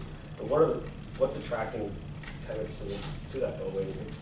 Transportation. I mean, it's not just that building, it's transportation. It's what's going on around it. A perfect example is a really great accounting firm. It's in Aventura. And their average employee, I think, is like 25, 26 years old. And the owners of the company above it, I'm sure, but they're looking everywhere in downtown Fort Lauderdale because they can't keep anybody right now because none of their employees want to be in Aventura. So, you know, what are you doing and around you? What are you doing in your building to help support that? I think it's also interesting. You mentioned about 1,000 people coming in per day. That's one of the numbers we hear. But how many people are leaving? How many people exactly? It's going to be the whole idea of the comment of net migration. I haven't done this for Florida or for the two counties here, but we did this years ago in Idaho, and looking at actually the age groups that are moving in and moving out. And you might have heard about German reunification about 25 years ago, when the Berlin Wall came down. We had the same trends between East and West Germany, North and South, and the different hubs, where you ended up in a region as big as Miami and Fort Lauderdale in East Germany, completely devastated in the age group between 20 and 35, because that workforce moved to the employment places. And the question now here, with increasing cost of living, increasing cost of childcare and education, if you are at some point in your life when you consider a family, you probably don't need anymore a double income family. You need like a triple of more than income family. And you might consider actually then to move. I have friends that are 28, 29, 30. They're saying, they're talking about family planning, all that. They're saying with 35, we are not anymore living here in Florida. Depending on the job situation, of course, but I think this is going to be another threat to the market, regional markets. We heard this morning Marcella talking about what's currently available in terms of demographics and fitness orientation and health orientation. The next time you guys do due diligence, you might want to consider which age group is actually leaving. Again, I haven't done my homeworks yet, but I would not be surprised that folks mid-30s, if you don't get that job that finances all the amenities, you leave. We had this morning a quick discussion with the VP of Facilities and Public Safety, Daniel Alfonso. Builds the hospital here, builds the towers here. We talked about, okay, what do you think about the cost of living and cost of housing? And we used to live in different states, and it's like mind-blowing what you get in other states for the same price what you pay here. Triple, if not quadruple of living space, and then health benefits, health costs are lower. So I think one of the threats we will see in the region is the change of demographics, and can people afford in their lifestyle segment to actually execute that kind of luxury we have right now. And the question then here is also, how do you price that out as a real estate product and an asset class? Are we going to be able to ask, Rolo is like $3 per square foot right now, are we going to be able to ask that? We had... Well, again, you design, I mean, that's an example, and I completely agree with you. It's a lifestyle decision to a certain extent, but yeah, the wages are going to have to match up to what the living expenses are, and hopefully it happens. But yeah, Rolo, I mean, that was... Going into some of these buildings, you have different theories going in. So Flagler Village is, for the most part, probably a young professional that's living in those buildings. And they're still asking for $4,000, $5,000, $6,000. Yeah. In Flagler Village? Yeah. 35 minimum for 1,000 square foot, yeah.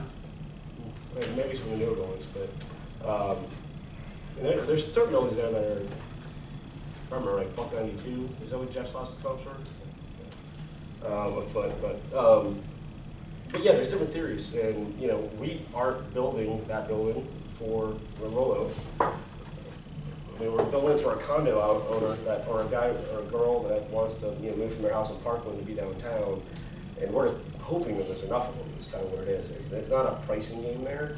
It's more of, is there enough people that want that luxury lifestyle, living style in downtown Fort Lauderdale? But in North Carolina or somewhere else, you might have a completely different theory of how you're doing it, because you're looking at all those market dynamics and what makes sense, and that's why we haven't moved forward with some, or we have. But yeah, if you can only justify $1.14, that's great, and it's probably going to work. You're not going to build it for that, so it's not going to happen. So until construction costs and everything's got to get aligned to be able to get to those points, it's not the margins you're thinking you're probably seeing in some of these projects aren't there. It's the construction cost is $330, $340, $400 a square foot, so you have to get that rent to make that Performa work. And hopefully, there's enough people to fill it. And I think that's where, hopefully, new construction materials, new construction techniques. My buddy Pat Murphy at Coastal is working with a new product that is way lighter than cinder blocks, stronger than cinder blocks, and can be laid probably 4 times faster. You can't go over 4 stories with it, but products like that and techniques is the kind of the off-site cube storage room, the off-site prefabricated. Is that going to be helping get these costs down that you can start to, make it work at a cost and a rent that people can live at, and you're starting to see that. Just curious, what's the name of that product? I don't think I'm allowed to say. Okay. They're doing it on their first building in Palm Beach right now, and he's trying. Palm Beach's building officials have gotten okay with it. Now he's trying to introduce Broward and Dave's. They've been doing it in Turkey for about 3 years, and it's worked very well. So we'll see. It's over. That's a good positive. Does Turkey have hurricanes? No. This is actually stronger. Everyone is laid in, and it's almost like fused together. So it's pretty much strong. But it's been tested, like missile tested, and everything else. It seems like products like that. It's like on-site prefab. It's like the structure's put together Lego style, and it just comes in and fills it with this like concrete material, and it fills up, and when it dries, you just take the foams away, and you already have like all the conduits built in that runs through it and everything, so it just hardens to this concrete shell. Yeah, so it's like kind of like a cinder block, but it's like put together at once. Yeah, it's not only it's not only cost of the product, but by doing it that way, you're saving time. Yeah. With the amount of staff and salary you have on a job site, every day it's crazy. If you save 3 weeks on a project, you're probably doubling your GCs all of a sudden. So all that starts to add up where the costs come down in different ways. It's not just product, but the labor industry has gotten so competitive down here, especially in the specialty MEPs and Shell and everything else. It's hard to find it, so you're paying for it. And it's hard to find good quality. There's so much demand that, guys that call themselves electricians aren't really electricians and block masons. We had a project in Miami. We had to hire a security guard to walk the site. Other shell companies were coming and taking your guys. And taking the shell guys for them. They're paying them 5 cents more an hour. Wow. And they're going to and pay like 20 when bucks. one goes, they're all big groups of friends. One goes 20, and all of a sudden you're like, okay, what just happened? So literally, you had a security guard walking the site, making sure other subs weren't coming out trying to push the guys. Is that just Miami, or that's here too? That's slowed down. That was probably. I live in Sunny Isles, and there's a bunch of stuff going on the beach. That happens still. They all have security guards there. Yeah. They all have security guards. Yeah, it's some of it's safety, Yeah. but that is some of it. I mean, between Coulter and us and everything else, there's 3 different shell contractors on those 4 projects, and you'll see guys going back and forth in projects. And if you get a job delay, 5 days, it's to say there's an architectural design error, and you got to go back and redesign. All of a sudden, you slow down for 5 days. Well, those guys didn't work. They're going to the next job that next day. They know they're not there. So it gets complicated. So are you guys having problems with quality of workers? I'm sorry, quality of workers. Harry Posen's partner had taken us out, Gary Clement, and he was telling us that his biggest problem when he first started with Minto is that he would have a carpenter, and that person would be able to frame out a whole building. Now, the carpenters can only do one particular thing, and that's it. An electrician can only do one aspect. They can't run wires throughout the whole building. So the quality of the labor force in terms of construction workers has decreased, and he believes that there's more of a need for vocational training for workers. Is that an issue that both of you guys receive as well? Yeah, there's so much demand for all types of construction professionals, whether it's project managers, superintendents, foremen. There's so much demand. there's not enough qualified people, and that works its way down to the subs, you know, to the subs and then to their guys. So, you know, South Florida, you know, it's a, what is it, right to work state, you know, there's no unions, so there's no, you know, they have their own set of problems, you know, unions, but at least they have specialized training. Here, I mean, guy can call himself a carpenter because he's got a tool belt and a hammer, but might not really be a carpenter. And, you know, he might be a carpenter's assistant at best.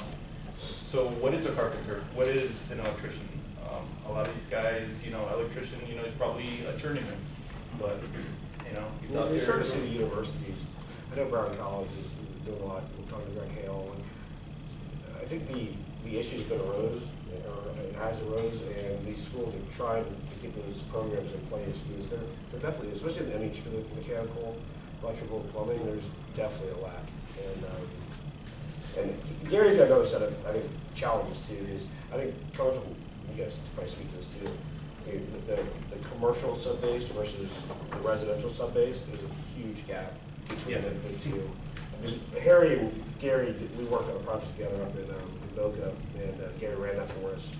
And just, I didn't even have my pre-com guys even did it because he was calling like 2- and 3-man shops that, you know, you would never even know were out there, but he'd worked with back in Mento just because of the quality and the pricing that they can do. So it's a different kind of different animal to a certain extent. Yeah, well, I mean, when you're building things like these guys are building, I mean, they're using, for the most part, you know, grade A subs, you know, and it's, you know. When you're personally guaranteed it, yeah. You do. But when you're building the smaller stuff, I mean, you know, you have to use some of the smaller subs to be more competitive. It's just the nature of it. So it's really about managing the risk. All we do is manage risk. You, as the developer, you know, have to find out how you manage that risk. You maybe hire a strong GC. You know what you're getting. It's got a strong sub base of smaller guys. And that's a conversation you have with the owner is every project's going to go through a value engineering part of it, and you say this is a sub that we've used 10 times. They're great, but they're 8% high. This is a new sub. We've done their, dug into their financials. They've got great back, and we believe in them. Do you want to take that risk by going with this other sub right now? It's going to save us 8%, and we can move forward. Or there's certain trades like shell, and you're not going to take that risk in them. But for certain aspects of it, you will, and that's how you kind of get those pricing down. And it's a collaboration with the ownership, and it's kind of figuring out where they want to be. If I may add something to that effect, there's something about South Florida that has to do with the work ethics. We're not talking about the skill itself of as he mentioned, but there's also a problem with the work ethics down here. It's very difficult to find people that want to work. I have job sites that, and probably you have the same thing, is you rely on a sub to show up, or you rely on somebody to show up, or to make a simple phone call to say that you're going to be there or not going to be there. But people just simply ignore. They just don't have that same diligence of the people up on the northern part of the state, or out of the state.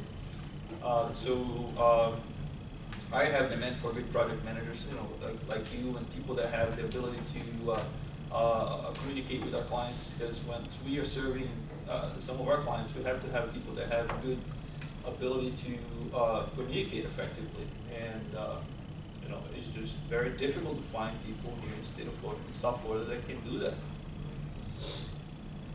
Yeah, well, I think there's like a sort of, what is it, an ethic problem here. People are not very true and honest to their word. A lot of, people that do construction, and they try to cut corners. I mean, based on my experience, and they lie on the city, with the permits and all that.